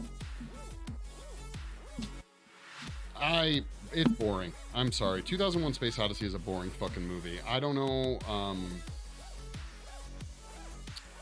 I guess you could say, and I think most people would argue, probably, that it was a revolutionary film for its time. But honestly, yeah, I've seen it once and I don't ever need to see it again. Like, ever, for any reason. We are doing the other side of the mold. We're not going to do the other side of the mold yet. We have to clean all the clay off first. But then we will, yeah. Apparently some of my fiberglass got in between the silicone and the clay, so I want to slice myself, so I'm trying to pick away at that too.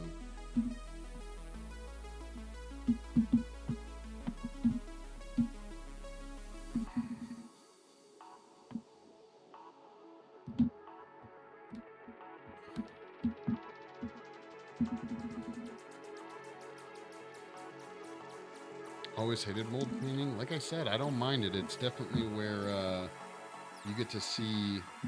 It's like unwrapping a present, you know. I'm a fan.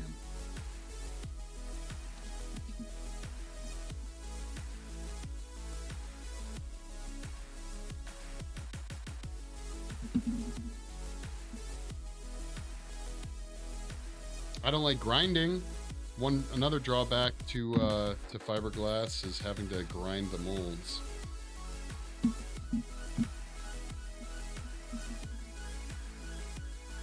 That's because the gray is fiberglass, the blue is silicone. So it's got a fiberglass jacket. Yep.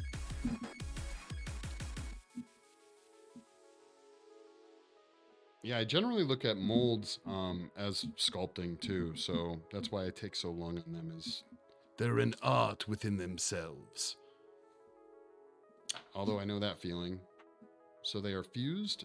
Kinda, yeah. I mean, they're designed in such a way. I could, if I needed to, I could probably rip this silicone out if I wanted to. I did put some keys in it on the TikTok stream yesterday. Or no, I did it before the TikTok stream. I carved some keys with a ribbon tool I made out of an X-Acto blade. I took out an X-Acto blade, heated it up, and then bent it to create a loop. And then I used that loop tool to carve out lines into the silicone so that when the fiberglass went on, it would have a keying structure to the backside of the silicone.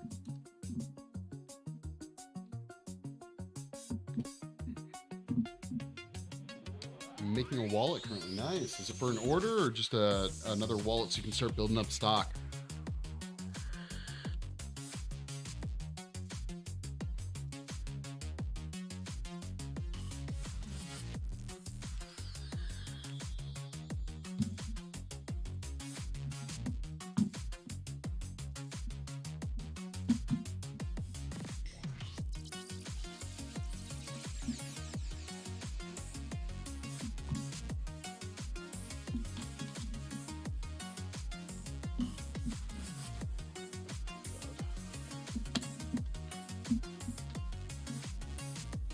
Actually, I had a really great stream on TikTok yesterday, man.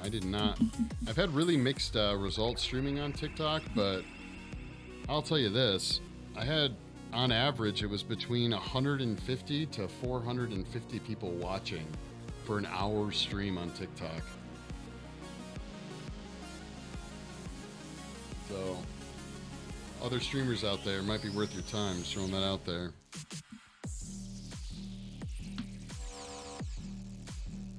Yeah, different pockets inside. Yeah, there you go about streaming on TikTok. You sort of, wait, are they fused? They're not. Wait, they're not fused. They're kind of fused. It's hard to explain. There's a mechanical bond.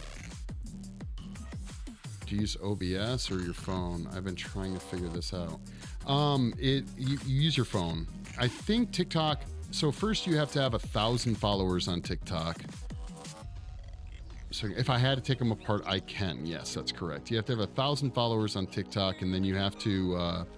They just launched something else that you might be able to do it through your computer, but yeah, you just use your phone otherwise. There's something called like TikTok Live on the actual. Like if you go, very few people do this, but if you go to TikTok on your computer, there's like this live area that you might be able to go to, and I think they're trying to set it up so you can use OBS, but right now it's just on your phone. With my whole being. Hey man, like I said, Reddit was my next best one. When I streamed on Reddit, a couple of times made it to the front page, and my phone was just blowing up. And then TikTok is really nice. I went live yesterday on Christmas Day and was able to, like I said, I was averaging, I think, technically like 300 or 250 people. Like there was a good amount going on.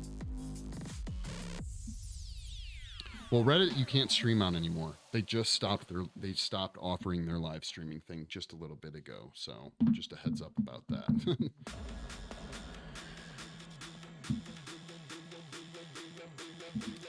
That is also true. It is spyware. Let them spy on my mold making. I don't care. Like, I don't. Have at it.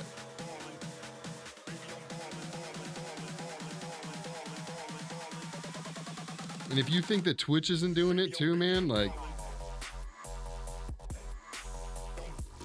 could be wrong, but I feel like streamers probably are the worst. Like we're the worst people to say, oh, we don't want people spying on us, right? Like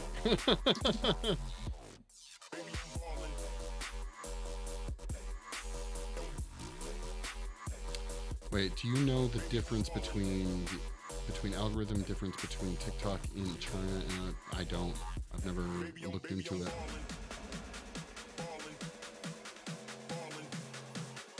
Trying to figure out the audio thing. Art, I can do no problem. Yeah. Have you tried streaming on Twitch and TikTok at the same time, or do you just do one? I've done them both at the same time, yeah. But it's always just having my phone set up somewhere, right? Like I said, I think TikTok they're not doing it yet, but they're gonna be doing, I know they are going to offer like a streaming dashboard for your PC. So you probably could get away with using OBS, but right now I believe it's just through your phone. Like, it's as if you were going to stream to Instagram, pretty much. Same idea.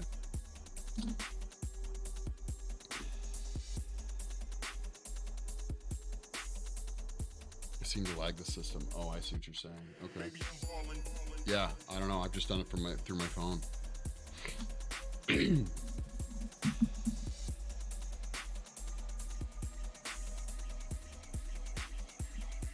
But for someone like me, where like if I want to do something out in the studio and I don't want to, this is exactly how I ended up using it yesterday. Look at that, a lovely air bubble, Mike. Good job.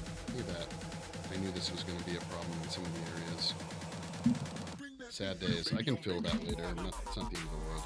I knew this was going to be the case. I kind of rushed going into my. Yeah, that's all an air bubble in there. Damn. I'm not going to fuck with it too much, so there literally is an air bubble along the bat, literally travels right here. It probably goes up and maybe even up into this area, but if I just leave this hole, I can probably just inject some resin into here and it won't be an issue.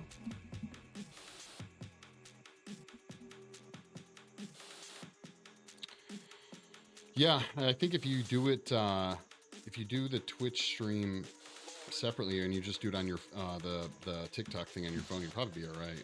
I would imagine, anyways. Yeah, I kind of knew I was going to have air bubble issues, honestly. Again, I rushed from my splash coat into my tapping.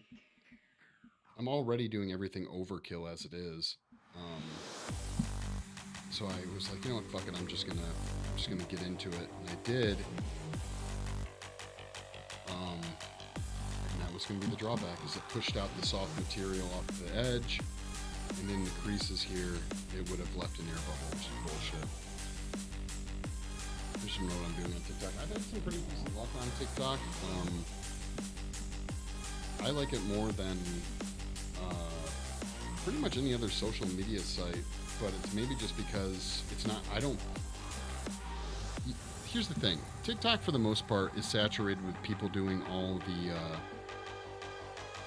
what do they call it? The trends? Not to say other sites aren't, and not to say there aren't a bunch of artists on TikTok, but artists are not the main focus of TikTok. So it's not a super saturated market as, say, other, like Instagram. There's tons of artists on Instagram. Where TikTok is, again, probably the reason a lot of, I don't like the idea of TikTok, but I'm also, you know, I'm going to clutch my pearls and not utilize a tool that is available to me. So. A shoe sole smeared in peanut butter.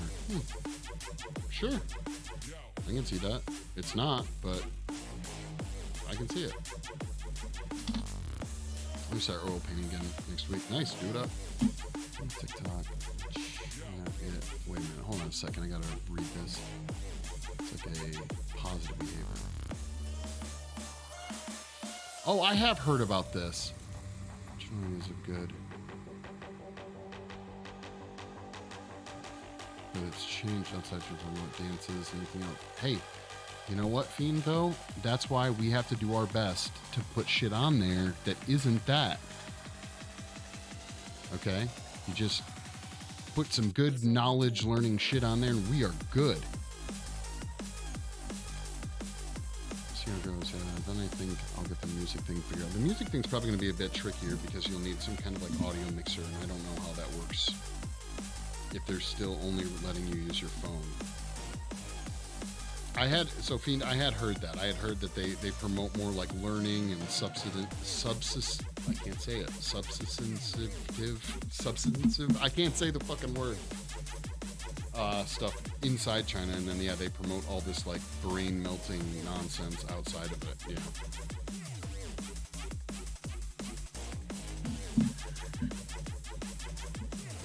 No, dude. Rant away. This is a rant positive environment, okay? You can rant all you want, man. I don't generally disagree. I don't like the idea of TikTok, but again, if you're talking about trying to do any level of self-promoting, you got to go where the self-promoting is really happening, and unfortunately, what, Facebook's for boomers, you know, Instagram seems like it's on its way out.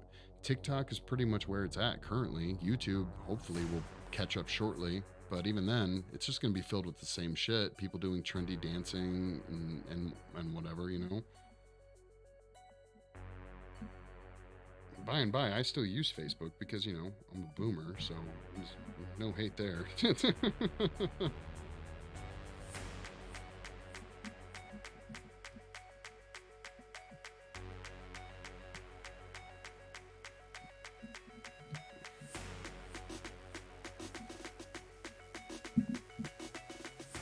Of the 10-second videos with shit music.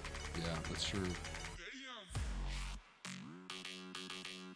Since Twitch, my following has grown so much. Yeah. No, I mean, I think Twitch, well, even Twitch itself isn't, you know, I don't know. Twitch isn't really set up for that much for art anyways. Compare, you know, your average art stream compared to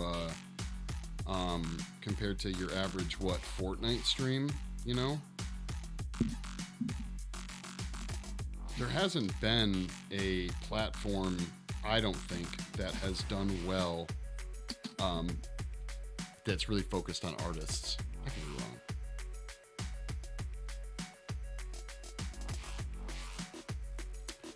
You know what? I actually am going to agree with that guy. It is true. Just have your attractive niece to show your art and you'll have millions of views. There's probably some, sad but true, some level of truth to that. Yeah.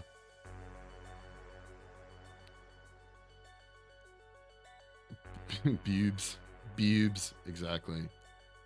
Talking alternative, I'm slowly getting to use Vero, but it doesn't have a big enough user base. It's competitor to Instagram, focusing more on community building. Interesting. Well, it's true. Bubes do sell. You can't, you know, that is a factor. But, I don't know. I'd rather take a small community of people I get along with than a community based on my, you know, my niece's pubes. I don't even have a niece, but if I did, that's how I would feel about it.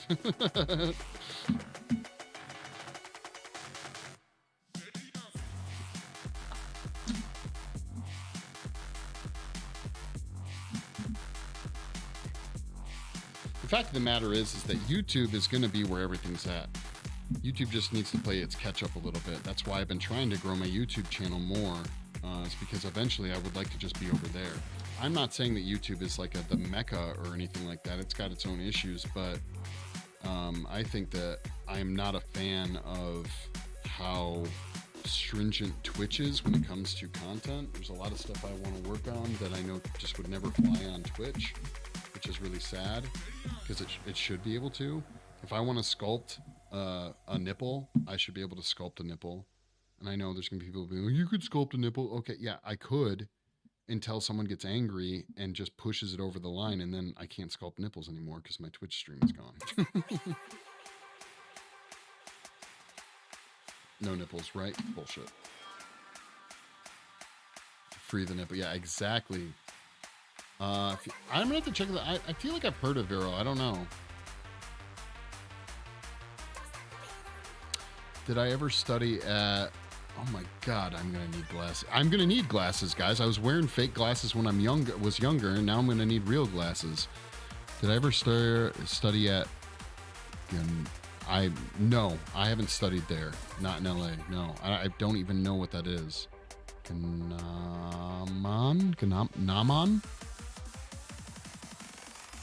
If my stream is 18 plus, I should be able to have nips. Right? That's what I'm saying. Dude, trust me, I've even thought about streaming on, honestly, on OnlyFans for NSFW artwork. It's been discussed. I have had conversations with people about doing this, but no one goes to OnlyFans or any of those types of things to see artwork. So definitely be a fish out of water situation. Even if Twitch or YouTube just had better, what's the word I'm looking for?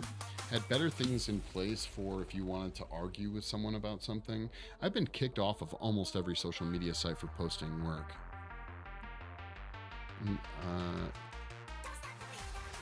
Yeah, it is for artists. Yeah, I hate pic art too. I don't know what that is. It's pronounced nomen. Is the pointy thing in the middle of the sundial? Oh, okay, gotcha. Okay.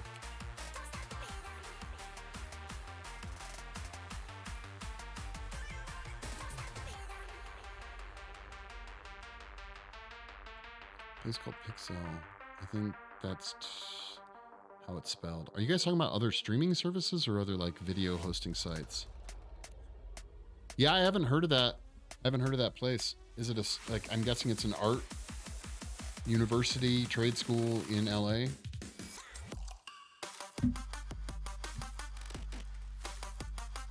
Yo, dude, appreciate that. I will check that out, but I don't click links in my chat, just FYI. If you want to join the Discord and shoot it to me over there, I'll happily take a look at it, though. And their streams don't lag. I heard there's another streaming service. Well, we'll see who lands on top. The fact of the matter is that, like I said, I'm pretty sure, given a long enough timeline, YouTube will outrank Twitch for streamers. It's just most people don't think about streaming there. At least not yet.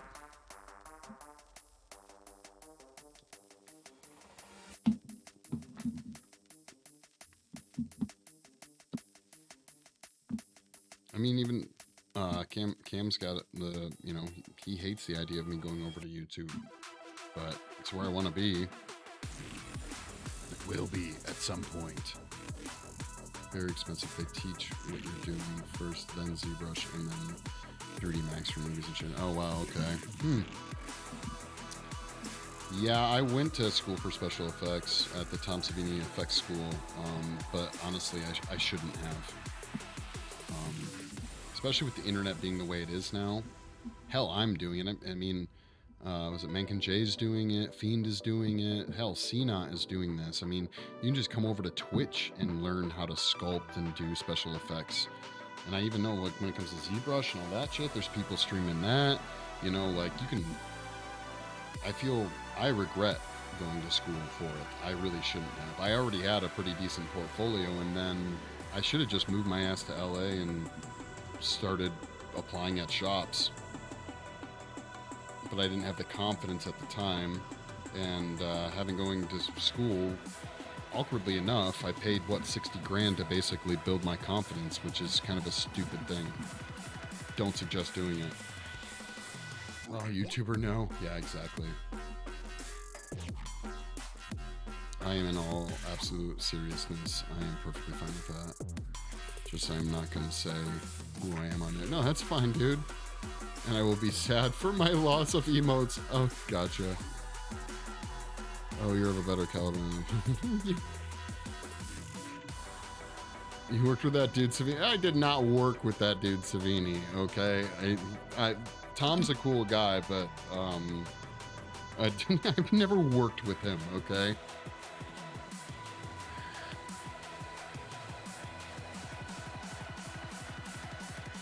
It was a good Kickstarter for me. Yeah, but Fiend, what was your level of experience before going to school? If you had some experience beforehand or whatever, you know, that's one thing. But a lot of people go because they have no experience. They weren't brought up in a household where their, you know, family members supported their creative endeavors. And that I understand going to school for. But if you are anything like me, where I was doing special effects from a very, very, very, very young age, sculpting, mold making, painting. Wasn't that good, but I was doing it. I should have just said fuck it and made the move right away and just chanced it, applying at shops and whatnot, you know.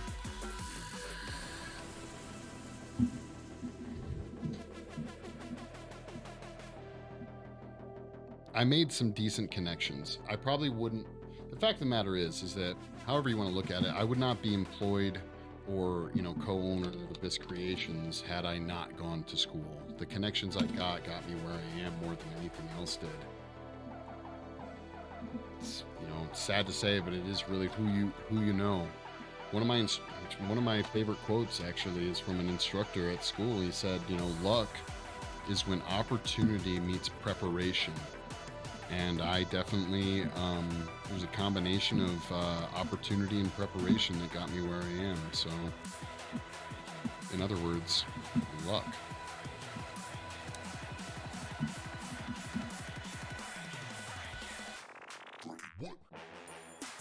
Well, I also went to, yeah, I heavily agree. Yeah. You know, with the amount of skilled and talented people that are out in the world, it's hard to believe that anyone, there are definitely, don't get me wrong, artists, and not just artists, people in different fields who got where they are because they are, in fact, quote unquote, the best. But they're very few. That's a very small percentage of successful people got where they are because they're the best. A lot of it applied, a lot of luck got them there. Never tried proper sculpting before that school. I was drawing a lot. Yeah, that's how it starts too. And I did film school. Oh, nice. I was making weird films with creepy shit. Yay, that's what it, yeah, I get that.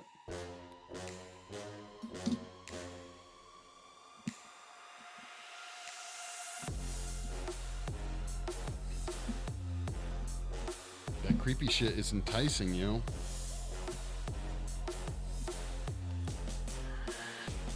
For sure, Carol Phillips.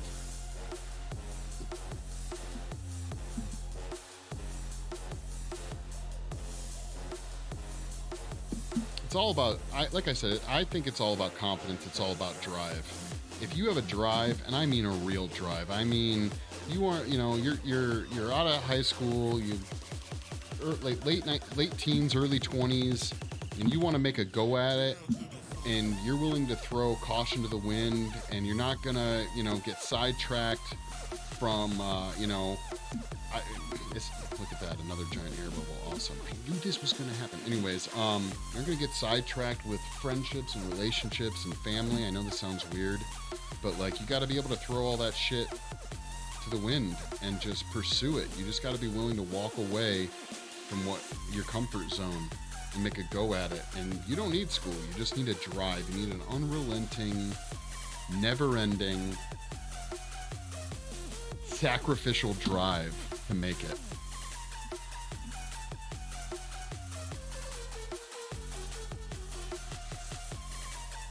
Yeah, St. Winston School. Actually, of things you could pay for, all right, I am a bit of a Stan Winston simp, so I'm going to say this, okay? Of things you could throw your money at to further your special effects school, and a work visa. Yes, and if you're out of the States, a work visa as well. Yes, you would need one of those. Yeah, the Stan Winston School is something that you could, for, you know, what is it, $200 for, I think, a year subscription to it. It's got a lot of good shit in there. So, if you had to throw money at something, it'd definitely be that. Or your streamers. Again, you got you guys on here doing art, you know. Jesus, just go to YouTube, man. You can learn so much from that shit. My most watched videos on my YouTube channel are my life casting videos. They've, like, for someone who's as small of a content creator as I am, I have a crap ton of views on my life casting videos. Probably because a bunch of people want to learn how to do it, and they're just typing in, like, learn how to life cast, and, you know, you don't even need to go to college for this type of shit anymore. Not quite the same for anything. Like, say, if you're going to be a doctor, unfortunately, you kind of have to go to college because, well, you know, you need a degree. No one's going to hire you if you don't have, you're not certified and don't have a doctorate and whatnot, you know. But art, you don't need it. Sacrifice your family for your future. Yeah, so you can take care of your family in the future. Bam.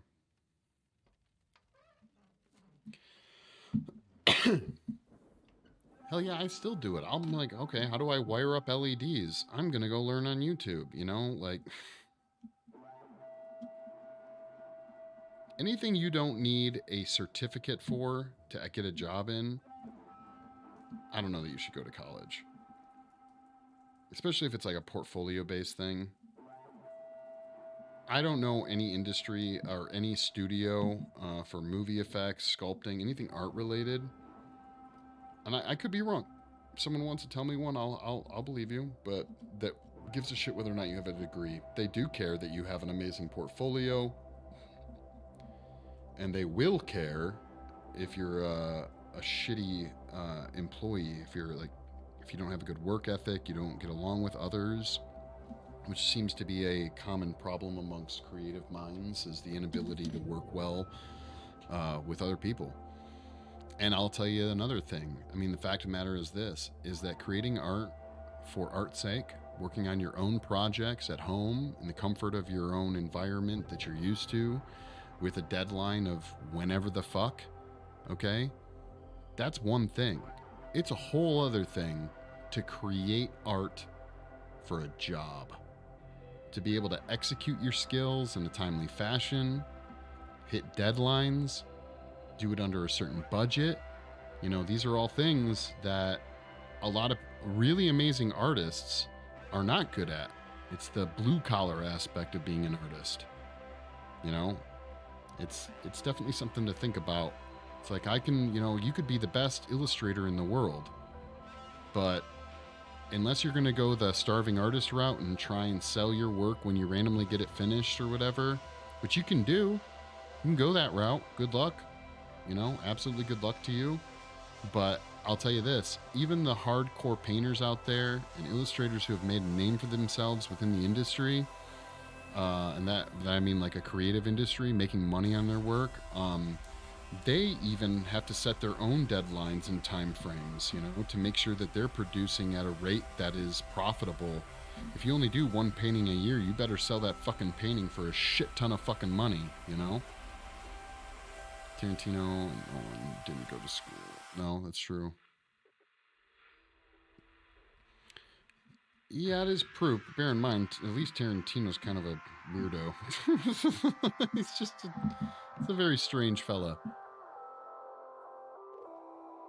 I could try more stuff right now.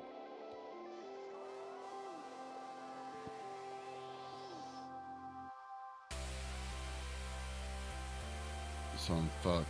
I really can't push myself right now. I feel so stagnant. Oh, man. Yeah. That's the thing. Eventually you're not going to feel stagnant. And eventually you are going to be able to push yourself. And that's when you take that leap. You push yourself, And I need to make something very clear. Like, what I'm talking about is not a lifestyle for everyone. There's a lot of people that need, time off, that need to, for even their own mental health, focus on being a healthy person. Okay, I am not a healthy person. All right, I don't take any time off, ever. I'm always working. Literally, I feel like a shark that stopped swimming if I stop moving. My mental health problems come when I'm not executing something. That's the namesake of my channel. There's a creative curse, It's cheesy and cliche, but it's a very real thing. Idolizing is weird, but he has a huge... Dude, I like Tarantino too. I'm just saying personally, the guy, every interview I've ever seen with him, he seems really fucking weird. Okay? Really fucking weird. Working keeps me healthy. Yeah. Quality. What's going on, Lulu? To deliver quality in a short deadlines overnight. It is a skill to learn. No one is trained to do that from the start. That's very true. That is very fucking true. That pressure, that anxiety of getting a project done by a deadline, it's like I said, it's so different. It's so fucking different from just being like, hey, I'm creating this masterpiece at home and I chip away at it, right? It's a whole other thing to be like, now create that masterpiece in 2 days. Go. Doesn't matter how good the money is. You either got it or you don't to be able to do it. Yeah. who was I talking? I was talking to that John guy we were talking on chat yesterday after the stream, and I told him, I was like, man, I don't like set work. I don't like being on set. It is my least favorite experience, and I've been on many sets. I've wasted many hours. Not, I shouldn't say wasted. That comes off so fucking pathetic. But like the hurry up and wait aspect of being on a film set, the anxiety. Oh my God! It's like, okay, go sit and do nothing for 8 hours, but randomly when it's your time to go, you better be fucking ready, and you better be super focused and be able to execute your trade perfectly, because so many people's jobs are riding on your ability to do your part. Collaborative artwork is a whole other beast within itself, like filmmaking. There's something really fascinating and exciting about it, but really you are counting on dozens, if not hundreds, on the big enough film, you know, thousands of people to execute their job perfectly when the time comes. It's a fucking terrifying idea, frankly. I need to work to feel good. On the other hand, I'm such a procrastinator. Yeah, actually, well, I'll tell you this, man. I wish I could play a video game right now. I tried to take Saturday off, and I stayed home and just chilled with my wife, and I felt like complete garbage all day. And I was, even while I was still technically working on like editing some social media posts and stuff like that, I felt like absolute shit. That's why even Christmas Day, yesterday, I came into the shop and I worked on these molds. It makes me literally feel sick.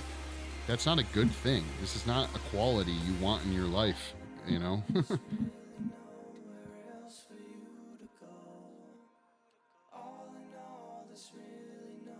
Sets are fucking weird. Sets are fucking weird, for sure. I work as a art director in advertising for 20 years. Oy vey. Oy vey. Oh, advertising. I've been on some of those, I've been on some really heavy like commercials. Like when I say that, I mean strictly sets for marketing and advertising. I mean, they weren't necessarily, actually majority of my set time was on sets like that. It was like for fucking insurance, or for remember one shoot we were on was for what the fuck was it? God, I can't remember what it was. It was some really benign,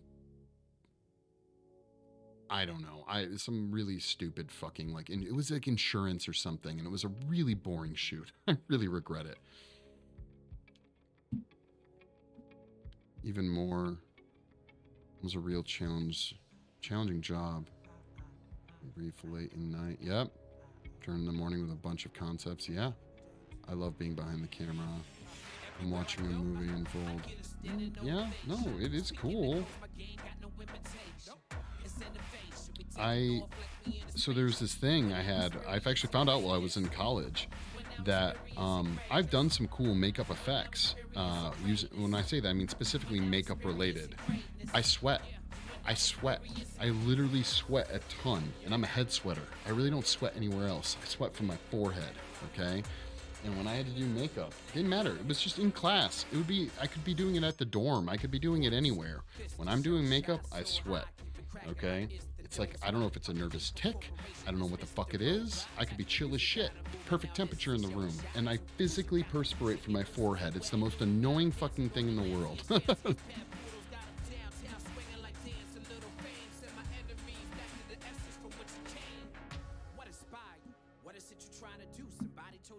It's got to be some kind of weird, like, yeah, like anxiety tick or something. I don't know.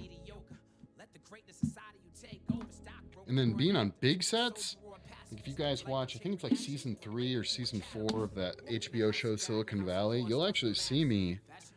I'm in, probably only on the camera for like a couple of seconds. But we were doing something there with one of our robots, and I had to fucking be on camera, and I had to be on set for 3 days. I was on set and on the Sony lot for 3 days in LA, for something that I was personally involved with, my part took an hour. At tops, an hour. It was fucking annoying.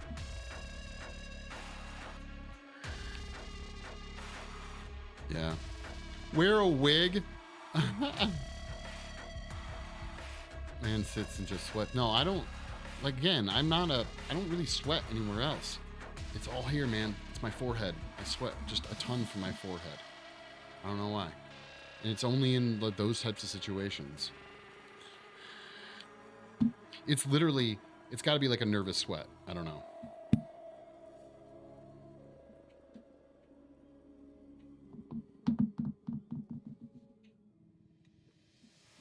Everywhere I go, I get a standing ovation. Speaking the coast, my game got no imitation. Well, we got back some of our ball bearings, guys.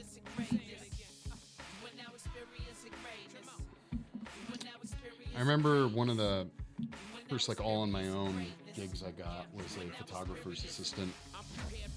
He was a local photographer where I'm from, West Michigan, and he was a product photographer. I think he did other stuff, but mainly I knew him for product photography. And he got a gig working for a company that made bathroom mirrors. Not the cabinet ones, just like fancy. Well, they weren't even bathroom. They were house mirrors, like decorative mirrors. And I forget how much the gig paid. My dad got me the job, and it was someone he knew. And I showed up, and it was 3 days, and we had, it must have been 100 plus different like fancy mirrors.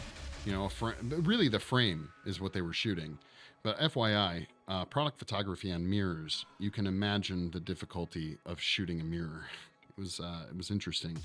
I actually learned a lot from that photo shoot. But I spent literally every day my job was organizing mirrors and cleaning the mirrors and setting up lighting for every different new mirror that we put on the faux wall that we were shooting. And this was way back in the day, so it was really the early stages of digital photography. And so just watching this guy shoot was quite the experience. I wasn't thinking too much. Yeah, exactly. Dude, get some sleep, get some rest, man. Pick up that drive tomorrow. Thanks for hanging out. I really appreciate it. So blessed because I discovered the traditional sculpting for less than a year, and dang, I love it so much.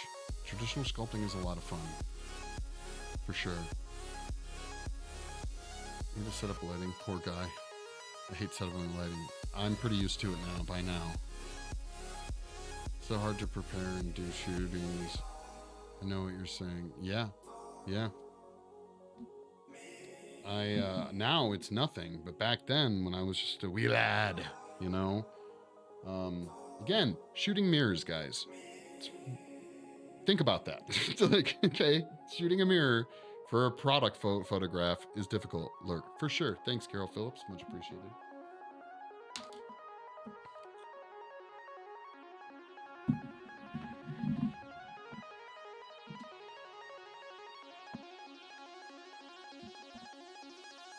Anyone who's gotten behind a camera and had to deal with reflective surfaces knows the ways around it, okay? But like a general person sitting down and be like, all right, I have to take pictures of like 100 different mirrors. I've never taken a picture of a mirror in my life. You know, you can kind of like imagine that, like, how am I going to shoot this? No?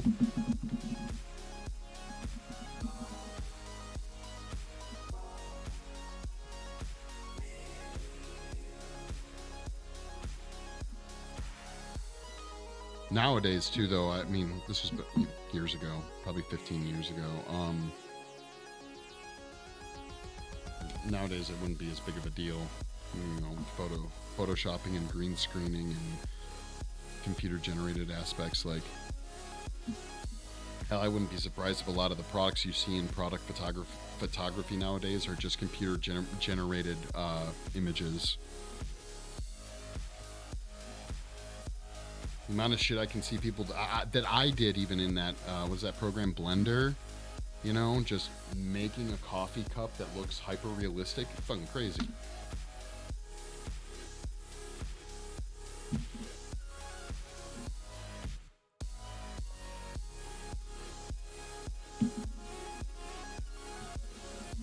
Nice, dude. That was fun. Yeah, the only critique I would have given was some audio critiques, but that was just, it was a little quiet. I had to keep like turning up the volume and whatnot. But other than that, I loved it. I thought it was a lot of fun. It looked like it was a lot of fun to shoot too. You ever watch those movies? Or even just particular scenes in your favorite movies maybe? Where you're like, dude, I just bet that day of shooting or that week of shooting for this scene was a hoot to work on for everyone involved, you know? Fastest growing video by far. Really? What was that? I thought... Oh, well, fastest growing. Okay, all right.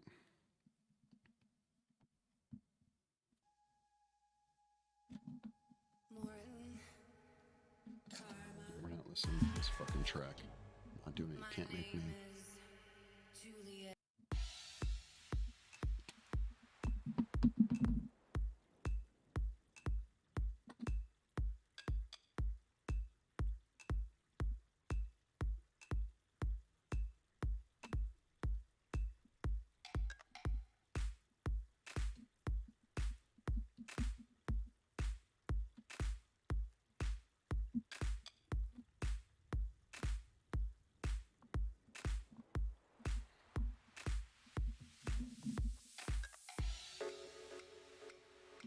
Yeah, I was quiet and I told him to bring it up. He did, and then didn't like it, so he lowered it.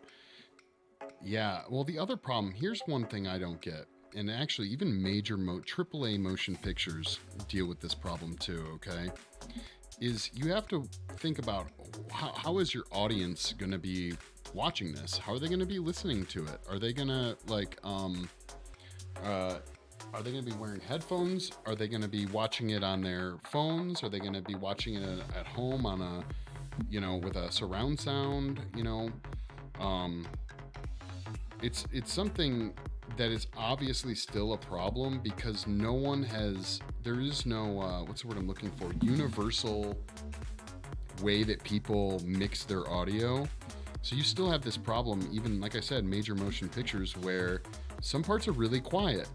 Other parts aren't, and you have to like play volume jockey with the damn remote because, you know, they might have designed it for, yeah, I'm just throwing this out there, Dolby Digital surround sound systems in a home or whatever, you know?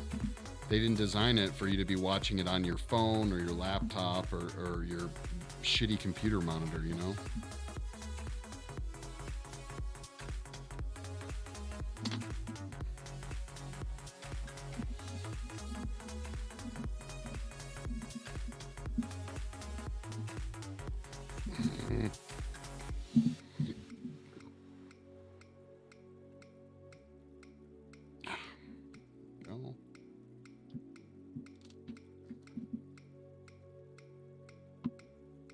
Almost lost that one. I don't know if there's a playlist for 70s porno music. I'll keep an eye out for it though, Milo. Be on mobile. Yeah, I'd imagine most YouTube videos probably are watched on mobile.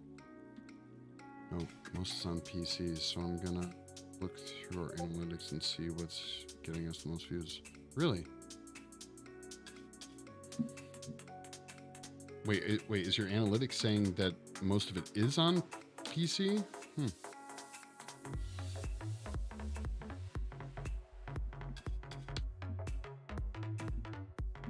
We'll chip on that finger. I'm going to have to fill that in with some clay before we mold the next side.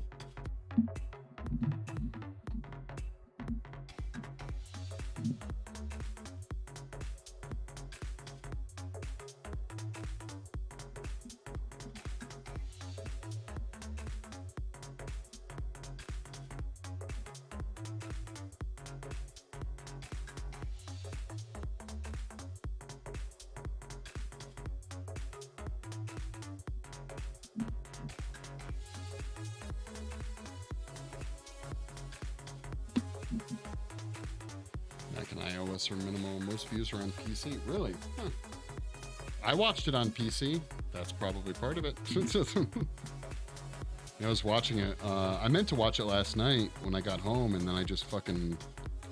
Honestly, dude, I totally forgot. And then today, I was like, you know what? I gotta be working on some shit. I'm just gonna put it on while I prep for stream, so...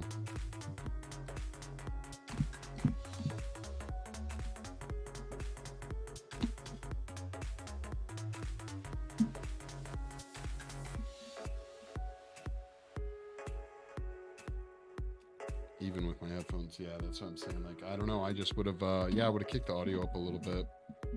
But it also depends on the quality of the audio. You know, if you guys didn't like the quality of the audio, whether it was loud or not would probably have not have helped, you know.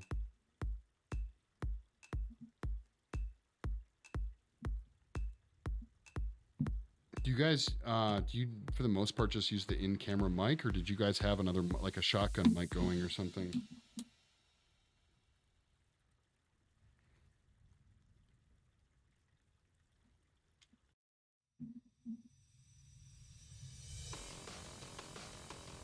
Oh, you do have a shotgun mic. Okay, nice.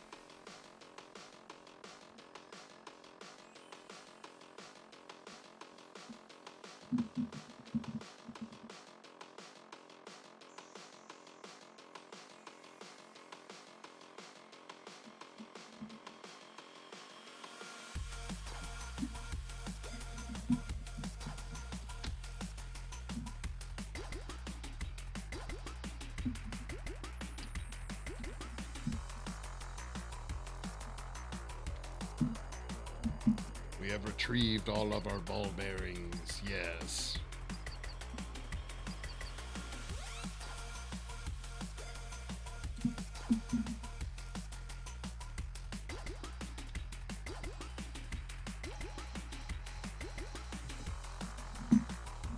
So we got big air bubble here, little one right here, big one here. Probably goes all the way around. I can feel it. It does. Oh, and then I did that. Mike, why'd you do that? I can fill all those, so it shouldn't be too big of an issue. Make sure I put pry point somewhere away from it, and we should be fine.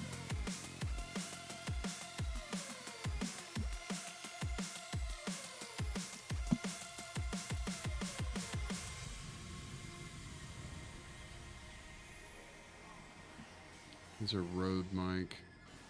I have a what mic?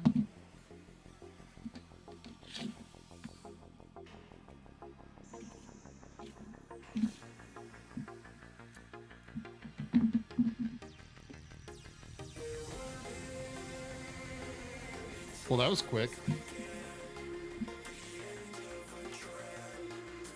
We mainly use the Rode since it's longer, but audio will be... We'll get a big overhaul in the future, yeah. I know one thing to do, which is useful, is like, if you, one trick, I don't know, I've never done this trick, but I've watched directors and audio guys do this on sets, is let's say your movie's going to be 15 minutes long, and you know where everything's going to be shot, say it's all in that house or whatever, you go through and you just record, you kick everyone out of the rooms, and you just record white noise audio, right? Of the area with whatever you have. Just record the audio. The little mold looks like a masterpiece. It is a masterpiece minus the air bubbles. You just record white noise audio from each of your rooms. Just like 10 minutes of audio from one room, 10 minutes of audio from the other one, no one around, just the white noise, right?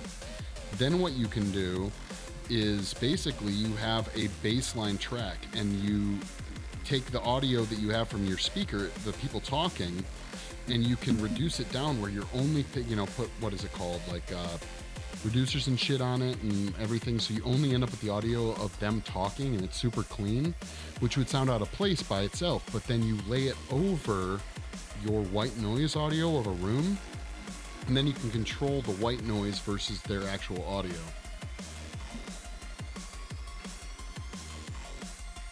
I need to start writing for my film project, yeah. I need to get a damn C stand. Yes, that will help. Yeah. I'm going to tell him that right now. Yeah, it works really well because that way when you're doing your audio, it's like super basic audio mixing shit. It's basically the idea of creating separate tracks for your noise. So then when you're setting up your mic for a given audio sequence in a film, you only have to worry about really hitting the voice part. Even if let's say the white noise is being picked up too much elsewhere while you're listening to it live, you're like, it doesn't matter because we're just focusing on the voice itself of the actors, because you're going to cut out all the other garbage and then you're just going to use one solid track of white noise for everything else. The drawback, of course, is using sound effects. If you have them shuffling through papers or opening doors or, touching things, doing things, you'll need to add that audio in too. You got to think of it as mixing audio for a song. You have your bass, you have your drums, you have your guitar, you have your vocals, and certain ones are going to be higher and lower, so on and so forth. I don't know. I'm just rambling. But it makes sense if you're running into audio problems that if you just have solid vocal track, solid white noise track.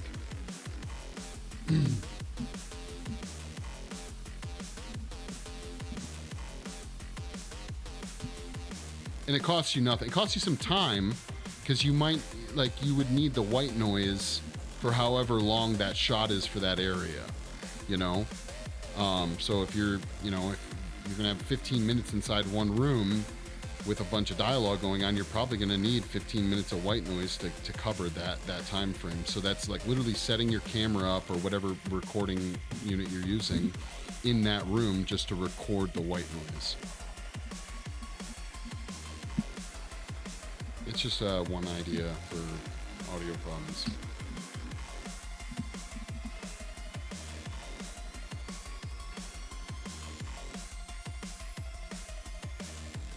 Like your living room white noise and then your bedroom white noise, And of course, if this is done professionally, they'll use different types of mics for recording that versus other stuff, Because one problem I've had where you're like, oh, I need to kick the audio up. But when you kick the audio up of a single track, you're kicking everything up. So you hear the fans, you hear the heater turning on and shit like that, which you may not want. Most people don't. What is it called? Foley artists? Man, people that spending that much time just working on just the audio mix of a given scene is a big deal. Getting your good sound effects.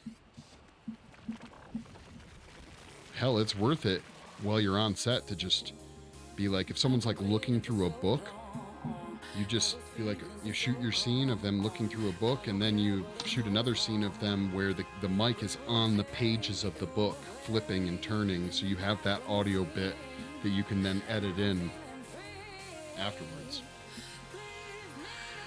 He wrote it down though. Good.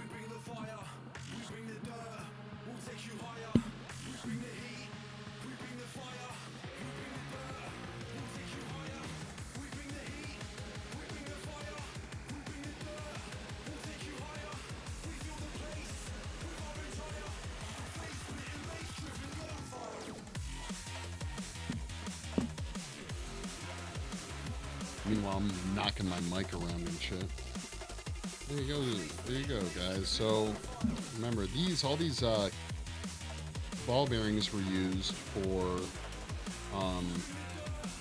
creating the silicone keys. So that's what all these holes and all the balls were for, the keys to key the silicone. These trapezoidal shapes, which I have these lovely air bubbles along, these are keys for the fiberglass. So the negative piece or the other side will just like a chunk on. The silicone piece will key into the other silicone piece. The fiberglass will key into the fiberglass. Bam.